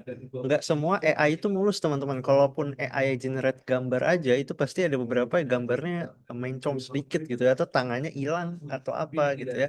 Sama juga halnya kayak tadi suara juga itu pasti ada beberapa glitch yang bisa ketahuan. Tapi mungkin kalau kalau kurang teliti atau kritis ya nggak gitu kelihatan gitu ya. Tapi kalau kita masih ragu gitu, mungkin kita bisa bertanya lagi ke diri sendiri, ini bener nggak sih saudara kita atau keluarga kita gitu ya. Sedangkan orangnya ada di atas gitu, orangnya ada di sebelah gitu kan. Nah, itu kan bisa dikritisin sendiri gitu ya, diri sendiri gitu.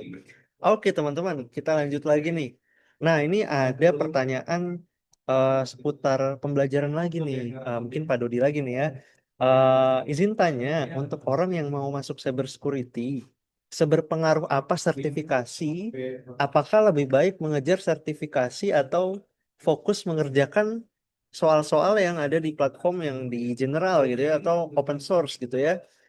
Gimana nih pathway yang Pak Dodi tahu gitu? Mungkin bisa di-sharing aja ke teman-teman. Menurut Pak Dodi gimana?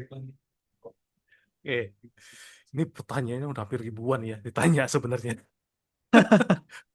Apa sih sertifikasi itu penting nggak sih? Aduh, kadang-kadang ya banyak pro cons lah ya.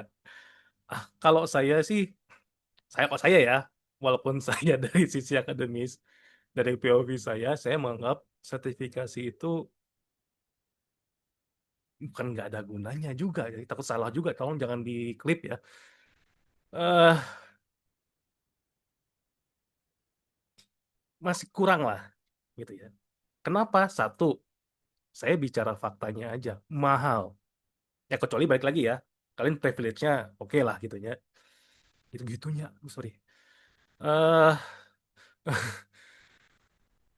Oke, kalian punya uang nggak ada masalah. Tapi kalau misalkan yang kalian budgetnya pas-pasan, misalkan wah cuman punya budget buat bootcamp, saya lebih mending pilih bootcamp ya daripada saya harus kerja sertifikasi. Nah, kalau ya saya nggak tahu nanti pengalaman di dunia industri seperti apa, nanti Mas Yahya bisa ceritainnya. Tapi kalau di kita ya di Indonesia itu masih banyak yang ngeliriknya skill. Jadi kalau saya pengennya asah dulu skillnya, ya ikut CTF, ikut lomba apa gitu ya, Cubers yang tadi platform-platform CTF yang kayak Hack the Box dan seterusnya. Ikut aja di sana, latihan di sana terus. Karena apa? Karena kalau ingin jadi, balik lagi ya, praktisi di cyber security ya paling banyak harus main atau ya apa eksplorasi secara teknis. Teori penting nggak? Penting. Cukup paham aja. Ya. Tapi banyakin praktis. Nah, kebanyakan yang sertifikasi, kalau saya lihat sertifikasi itu kan banyak banget ya vendor-vendornya kan. Vendornya banyak banget sekarang. Kalau dulu itu mungkin yang terkenal cuman dari isi Council atau CEH ya. Sekarang itu udah banyak banget. Nah, sertifikasi itu kalau menurut saya itu hanya sebagai pengakuan. Pengakuan bahwa, oh saya sudah diakui nih secara skill. Ya, saya balik lagi ya, secara skill dalam tanda kutip, sudah lulus tentang apa jadi pen tester, misalkan jadi SOC atau apa, dan seterusnya. Itu pengakuan. Di luar, maksudnya di luar Indonesia, di luar negeri, sertifikasi memang bermanfaat, jujur aja. Ya, mereka lebih percaya sertifikasi daripada skill. Karena saya pernah dapat cerita dari rekan saya kerja di Dubai. Ketika ada perekrutan pegawai baru tentang security dari, saya sebutlah negaranya dari India. India itu mereka sertifikasinya banyak. Orang itu ya, si calon itu sertifikasinya banyak. Ngomongnya jago. Ketika dites teknis, hancur. Ya, jadi kan jadi pertanyaan, orang dapat sertifikasi itu mau ngejar apa sih? Ya, mau ngejar pengakuannya atau mau ngejar si ilmunya? Nah, itu yang jadi perdebatan tuh. Nah, jadi kalau saya pribadi, saya mendingan kalau kalian punya uang budget pas-pasan, teknisnya aja dikejar. Nah, kalau udah kerja, udah ada penghasilan, kemudian pengen naik misalkan jabatan atau apa gitu ya, atau mau pindah ke perusahaan lain yang lebih bonafit, kejar dulu sertifikasi. Baru sertifikasinya yang dikejar. Kecuali kalau di project-project ya. Kalau project-project itu ya pasti syaratnya itu kan harus ada sertifikasi apa dan seterusnya. Entah gunanya buat apa, saya nggak tahu juga. Itu mungkin dari saya. Oke, kalau dari Kak Yaya ada tambahan? Kalau di Udah, industri gimana nih? sebenarnya udah mencakup ya dari Pak Dodi secara keseluruhan dan justru aku emang lebih meng-courage ya, terutama di Indonesia gitu kan ya, bootcamp daripada daripada pakai sertifikat. Soalnya sertifikasi ini apa ya, udah harus belajar, dapat sertifikasi, udah gitu nyari nyari kerjaan. Mungkin kalau bootcamp ada network ya di situ ya, ada networking yang bisa ngebantu dan dari situ pun sebenarnya emang eh, cukup ngebantuin banget itu. Gitu aja sih kalau dari aku. Ya, seperti itu ya teman-teman ya. Jadi mungkin kalau di Indonesia ini saya simpulkan lagi dari Pak Dodi dan Kak Yaya teman-teman ya. Kalau di Indonesia mungkin bisa didalamin di skillnya dahulu. Dimana kalau tadi bootcamp itu juga salah satu pilihan ya teman-teman ya. Karena ada network, apalagi bisa dibantu untuk dicarikan pekerjaan juga. Ada punya kenalan teman-teman gitu ya. Dan kalau teman-teman bayangin sertifikasi itu biasanya untuk yang sudah punya skill dulu gitu ya. Udah terjun ke lapangan, udah udah punya dasarnya dan memiliki pengalaman lebih, terus mau naikin lagi dengan ikut tes sertifikasi.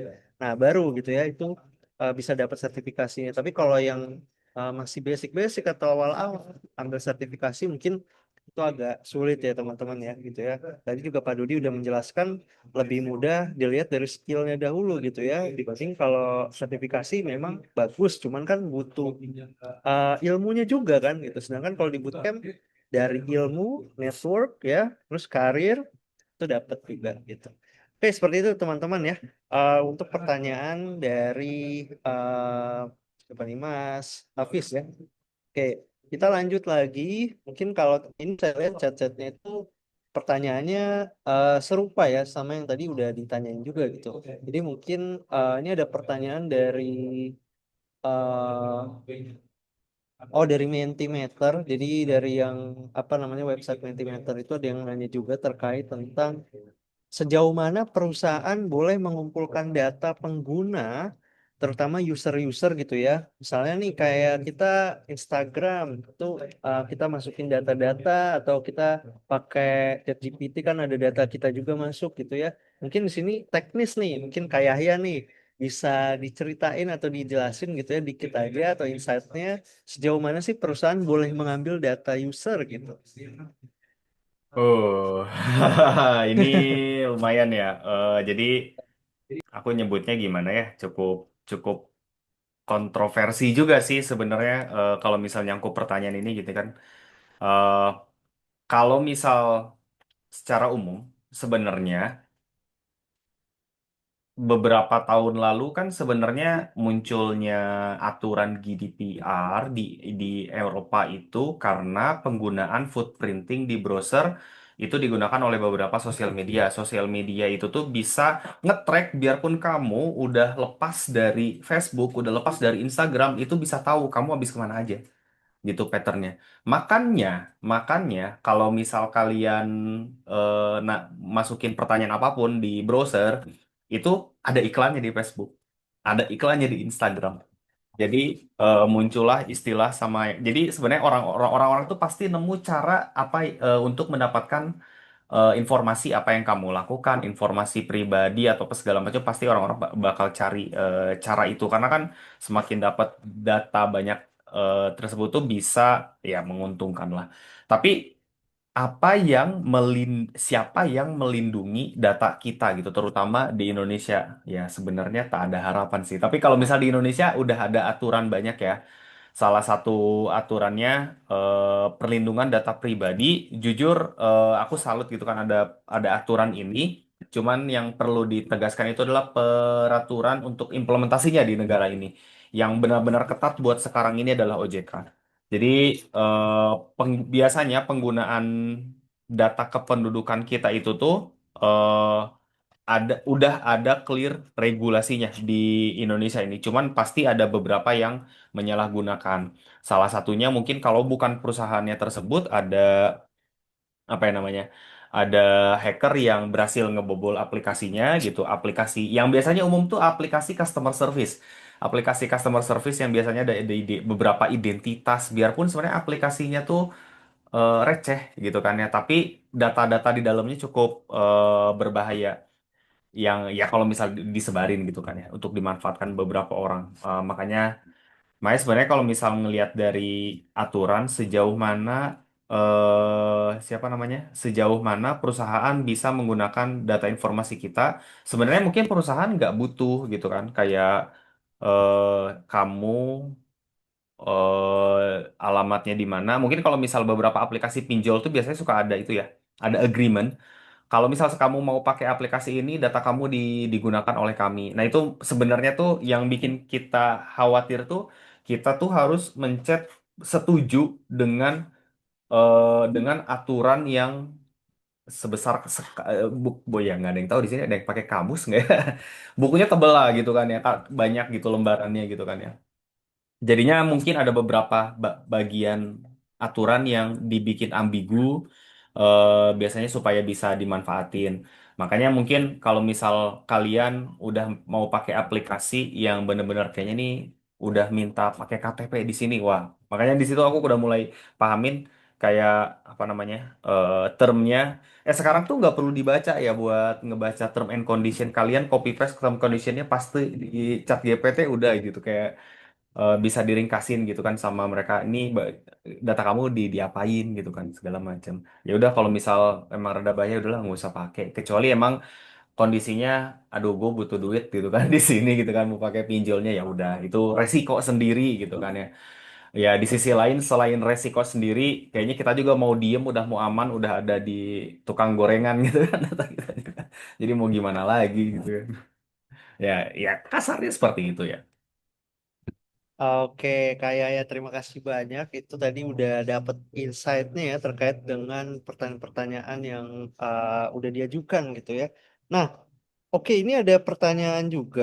eh Mungkin ini basicnya ke pembelajaran ya, pembelajaran dari cybersecurity itu. Kalau apa namanya pembelajaran pemula gitu atau mungkin peserta pemula atau backgroundnya itu non IT gitu ya. Nah ini saya bertanya ke kedua audiens atau pembicara kita ya Kak Yaya dan Pak Dodi gitu. Mungkin dari Pak Dodi dulu. eh, Mungkin nggak sih belajar cybersecurity atau realistis nggak sih belajar cybersecurity dari yang backgroundnya bukan background IT gitu ya? mungkin di sini teman-teman ada yang backgroundnya dari PM, product management gitu ya, atau project management, atau mungkin ada yang dari apa namanya background lainnya gitu ya, biologi, mathematics atau yang lainnya gitu ya, tapi pengen masuk cyber security. Nah, mungkin nggak sih itu dilakukan sebagai pemula, dan apa jalur yang paling baik untuk belajar? Mungkin dari Pak Dodi itu dari segi akademisi, kalau dari Kak Yahya itu dari segi praktikalnya atau industrinya. Mungkin bisa dari Pak Dodi dulu. Oke. Nah, tadi yang saya pernah singgung juga ya, bahwa dunia cyber security itu luas, luas sekali. Bahkan yang non IT pun itu bisa. Ya. Dijamin nggak Pak? Dijamin, bisa. Tapi mau belajar apa dulu? Ya. Contoh misalkan, oh background saya matematika, saya kuat ngitung, saya kuat belajar integral. Wah, pusing pokoknya. Oke, coba masuk ke crypto analis. Ya, belajar tuh gimana cara bikin algoritma kriptografi yang ada AND, OR, XOR, dan seterusnya yang bikin saya enak juga tuh. Ya. Bisa, tapi bisa. Ya. Ada profesinya sebagai crypto analis. Ya. Atau misalkan tadi di hukum, Pak saya dari hukum Pak, tapi tetap pengen belajar security. Oke, manfaatkan ilmu yang sudah dipelajari di hukum, coba arahnya ke cyber law. Pelajari tuh dokumen UU PDP. Itu bisa. Nah, sekarang pertanyaannya adalah, kalau non-IT Pak, tapi pengen fokus ke technical. Nah, ini yang jadi PR. Effortnya itu akan lebih besar. Nah, tapi bisa nggak Pak? Bisa. Dijamin bisa. Tapi, baik lagi, effortnya akan lebih besar dibandingkan dengan teman-teman yang sudah punya basic IT. Ya. Kalau yang punya basic IT, ya kita startnya di sini nih misalkan. Tinggal jalan. Kalau yang belum punya basic IT-nya, non-IT, kita startnya agak dari bawah. Effortnya besar nih untuk mencapai titik ini, baru nanti bisa jalan ke atas. Ya. Nah, jadi gitu. Jadi kalau bicaranya bisa atau enggak, saya yakin bisa. Karena ada beberapa kok, ada beberapa teman-teman ya, rekan-rekan saya, follower yang nge-DM minta guide, Pak, tolong dong Pak, bantu saya. Dan sekarang, alhamdulillah dia sudah berkarir di security. Basicnya dia bukan dari IT. Ya, mungkin rezekinya juga ya, ada faktor X-nya juga nih. Ada juga seperti itu. Jadi tidak memungkinkan. Nah, kalau misalkan dari bawahnya udah nyerah duluan nih, itu bakal susah nanti. Jadi saya tekanin lagi, non-IT bisa, tapi effortnya itu akan lebih besar. Ya. Fokus dulu di effortnya itu. Ya, itu Mas Thomas. Oke, terima kasih Pak Dodi. Kalau dari Kak Yahya ada tambahan? Dikit ya. Mungkin mungkin sedikit sedikit motivasi gitu kan ya. Kalau misal buat teman-teman non IT pengen belajar cybersec, aku bukan bukan bilangnya pengen belajar ya. Apakah perlu memahami konteks atau pengetahuan dari cyber security? Ibaratnya tuh sebenarnya kalau misal apa ya, kehidupan nyata gitu tuh, cyber security itu ibarat kayak ada orang beberapa yang maling atau orang yang tiba-tiba udah nyolong atau segala macam. Sebenarnya kita butuh ilmu bela diri sebutuhnya, secukupnya. Ya kalau misal eh, untung bakal balik modal gitu buat buat apa namanya? Buat belajar lebih dalam. Ya monggo gitu kan, berarti berarti udah bisa jadi profesi gitu kan segala macam. Jadi kalau misal buat non IT mungkin kalau pengen kayak mulai ngulik-ngulik, pengen cari cari pengetahuan, ya TikTok, Instagram suka ada beberapa reel lewat gitu kan ya. Cyber security, bobol segala macam. Gue yakin kontennya seru-seru sih, seru-seru kok. Kalau misal ngeliat di Instagram, di TikTok, ada yang kena hack. Biarpun sebenarnya mungkin ada beberapa yang bohongan gitu, cuman pengen ngeliat pamor, tapi seru kok, seru gitu kan ya buat buat ngeliatin, seru nih gitu kan cyber security gitu kan. Ya buat ngelihat jadinya aware dikit lah gitu minimal gitu, atau konten di YouTube. YouTube lebih banyak lagi menurut aku, tapi lebih Kan kalau TikTok, Instagram tuh short 1 menit. Kalau di YouTube lebih lebih panjang lagi.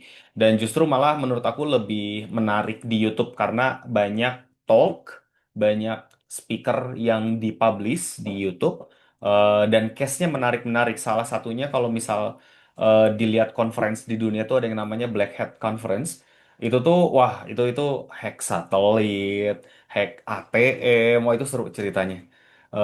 Minimal minimal apa ya minimal seru gitu kan ya, cyber security buat teman-teman yang non IT. Tapi kalau buat teman-teman yang non IT udah berumur pengen masuk ke cyber security nggak usah apa namanya nggak usah ragu juga karena jujur tahun kemarin aku baru nge-interview orang masuk ke company umurnya 50 tahun dan dan karir dia pertamanya adalah OB gitu kan bukan bukan IT. Dari OB dia belajar ngeprint, belajar ngebantuin karyawan di sana ngeprint fotokopi, udah gitu dikasih buku cyber security duluan, akhirnya jadi blue team sekarang. eh gitu sebenarnya, jadi nggak apa ya, buat non IT kalau memang pengen motivated ya konten-konten banyak ya di internet gitu sih. Oke, terima kasih Kak Yahya ya. Oke, jadi kita simpulin lagi guys ya teman-teman ya.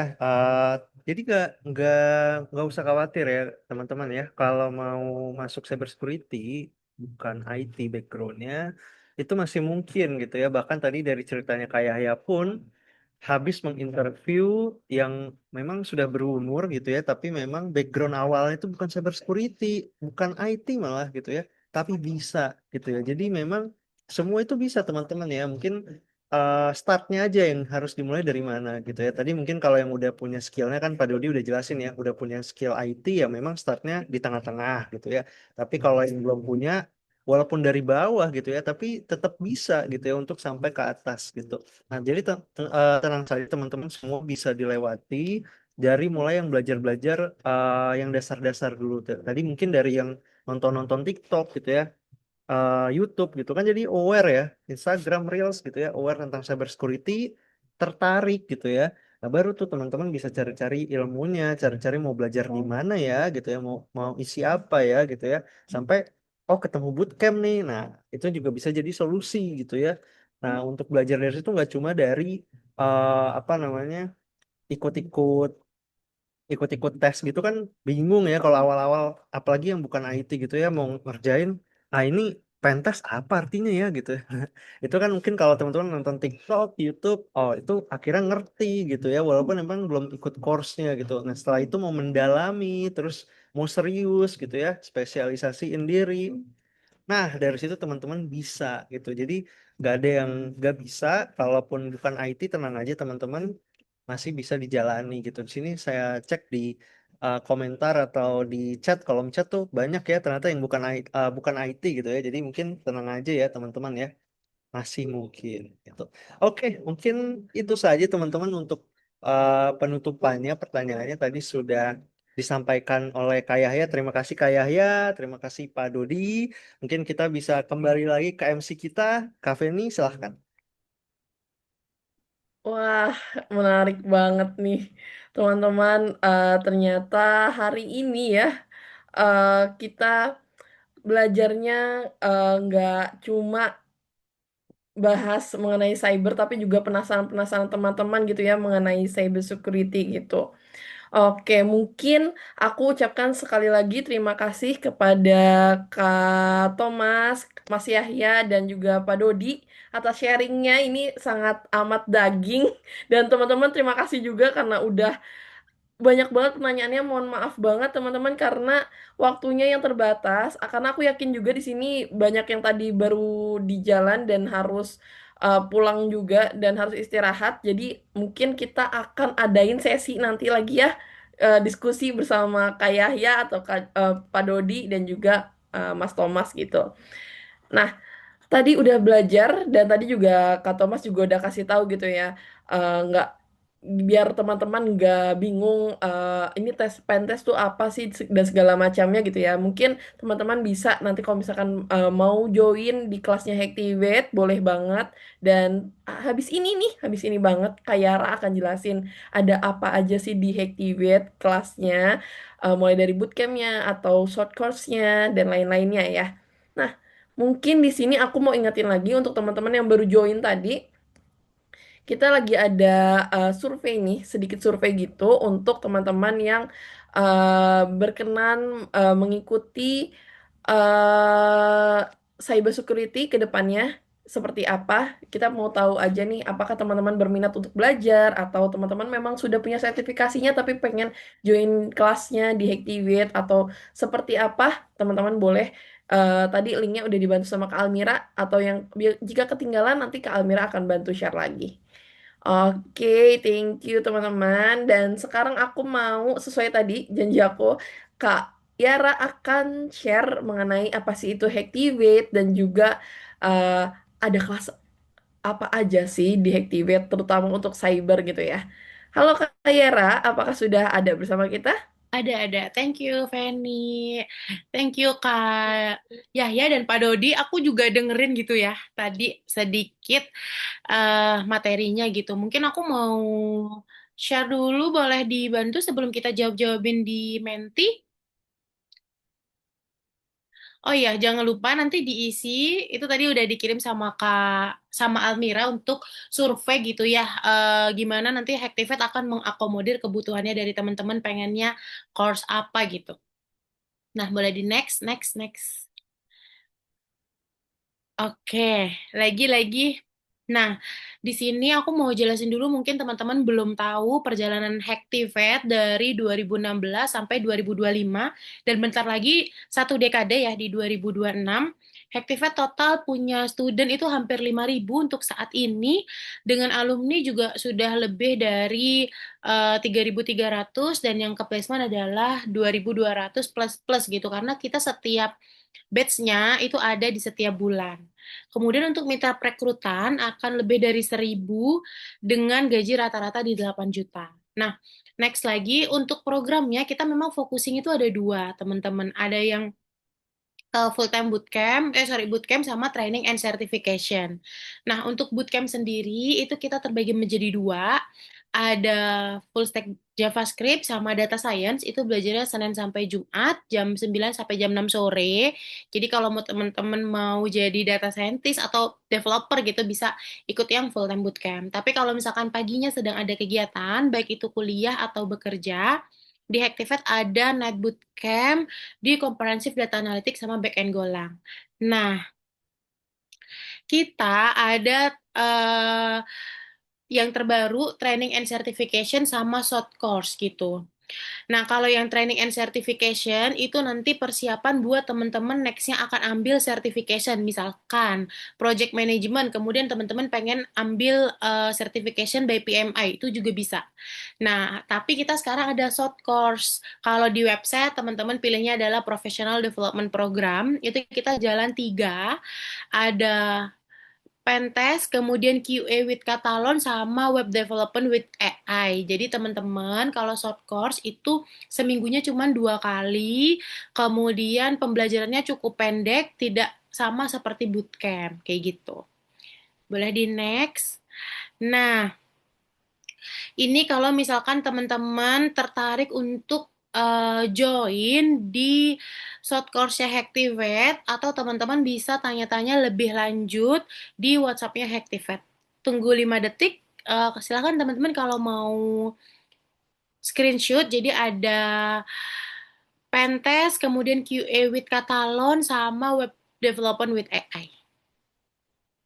5, 4, 3, 2, 1. Oke, boleh di next. Nah, untuk ethical hacking dan pentest itu kita ada special price dari 4 juta kurang 1.000, itu hanya menjadi 2.249.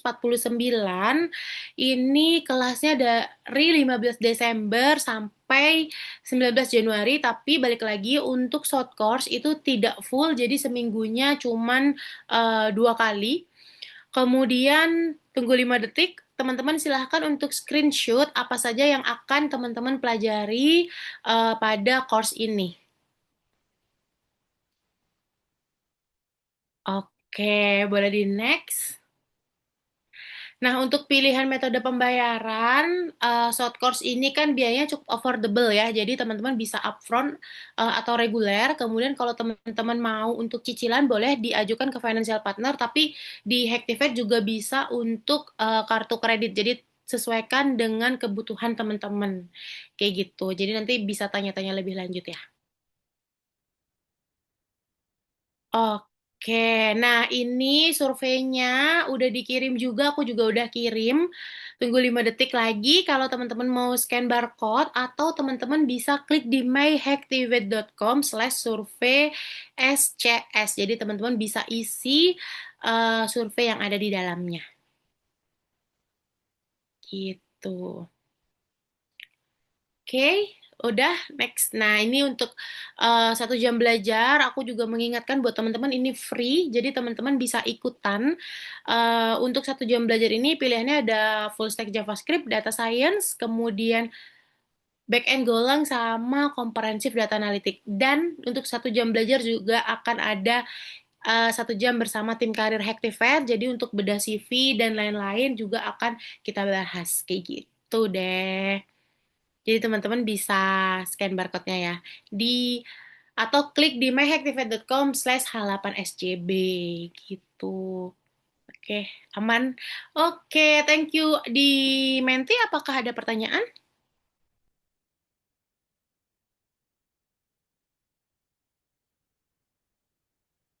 Waduh, ini kayaknya ke ini semua ya. Kak Yahya dan Pak Dodi. Kayak ini ya, Kak, aku mau tanya, kalau ikut bootcamp itu berapa lama durasinya dan berapa biayanya? Apakah bisa dicicil saat bootcamp? Apakah ada sistem DO? Oke, baik. Kalau di Hacktivate itu tergantung lamanya, start dari 3 bulan sampai 4 bulan tergantung program, kemudian bisa dicicil. Sistemnya bukan DO, tapi akan ada pengulangan fase. Nah, pengulangan fase itu didapat dari nilai akhir fase teman-teman. Kita punya KKM, jadi kalau nilainya di atas KKM, teman-teman akan go ahead ke fase berikutnya, tapi kalau nilainya di bawah KKM, teman-teman akan remedial, kayak gitu. Belum pernah belajar cyber, apakah mungkin dapat join kelasnya? Bisa. Join aja, atau kalau misalkan teman-teman mau tahu detail silabusnya, teman-teman bisa WhatsApp ke Hacktivate yang tadi, atau tadi sudah di screenshot kan ya? Oke, boleh di next. Mau tanya, kelas yang tadi dikatakan di awal itu seperti apa ya dan berapa biayanya? Kalau Pentes kita dari 399 menjadi 2249.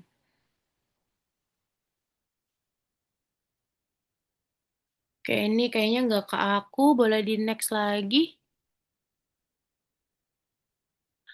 Aku mau tanya Kak, syaratnya apa dan biayanya berapa? Bagaimana cara pembayarannya? Ini kalau Pentes, teman-teman bisa langsung bayar atau teman-teman mencicil ke financial partner. Gitu paling. Aku mau say thank you buat Kak Thomas, Kak Yahya, sama Pak Dodi sudah ngisi materi yang daging kalau katanya Feni. Paling teman-teman kalau misalkan masih ada yang mau ditanyakan, teman-teman bisa chat di WhatsApp-nya Hacktivate atau ke WhatsApp aku boleh, atau mau diskusi di grup juga nggak apa-apa. Silakan isi surveinya supaya kita bisa tahu kebutuhannya dan mungkin akan ada event seperti ini di sesi-sesi selanjutnya gitu ya. Kita kembalikan lagi ke Feni. Thank you ya teman-teman. Oke, thank you Kak Yara. Wah, tadi Kak Yara udah jelasin semuanya ya, bahkan udah ada harga dan lain-lainnya. Dan teman-teman, mungkin kalau misalkan tadi belum puas nih diskusi sama Kak Yara, atau kayak, Kak aku tuh sebenarnya malu, aku mau tanya banyak sama Kak Yara gitu ya, tentang cyber gitu. Tapi aku kayak nggak berani nanyanya. Aku mau langsung one on one sama Kak Yara, boleh nggak? Boleh banget. Kak Yara boleh nanti di-share, atau Kak Yara juga udah share nih nomor Hacktivate. Nanti teman-teman bisa langsung komunikasi sama Kak Yara atau sama tim admission Hacktivate lainnya, itu bisa banget gitu. Kalau teman-teman mau ngobrol masalah biaya atau metode pembayarannya seperti apa juga boleh banget. Itu ya. Nah, sebelum aku lanjut, aku mau kita foto bareng-bareng yuk. Aku mau kita foto bersama Pak Dodi dan Mas Yahya beserta Kak Thomas dan biar kita bisa nih masuk ke LinkedIn atau story-nya Hacktivate gitu ya. Yuk, boleh dong open cam-nya nih, teman-teman. Oke, mungkin aku tunggu ya. Sampai 25.4 buat tunggu teman-teman. Mungkin ada yang mau pakai kerudung atau mau siap-siap dulu. Oke, wah ada yang masih di kantor. Terima kasih, Kak.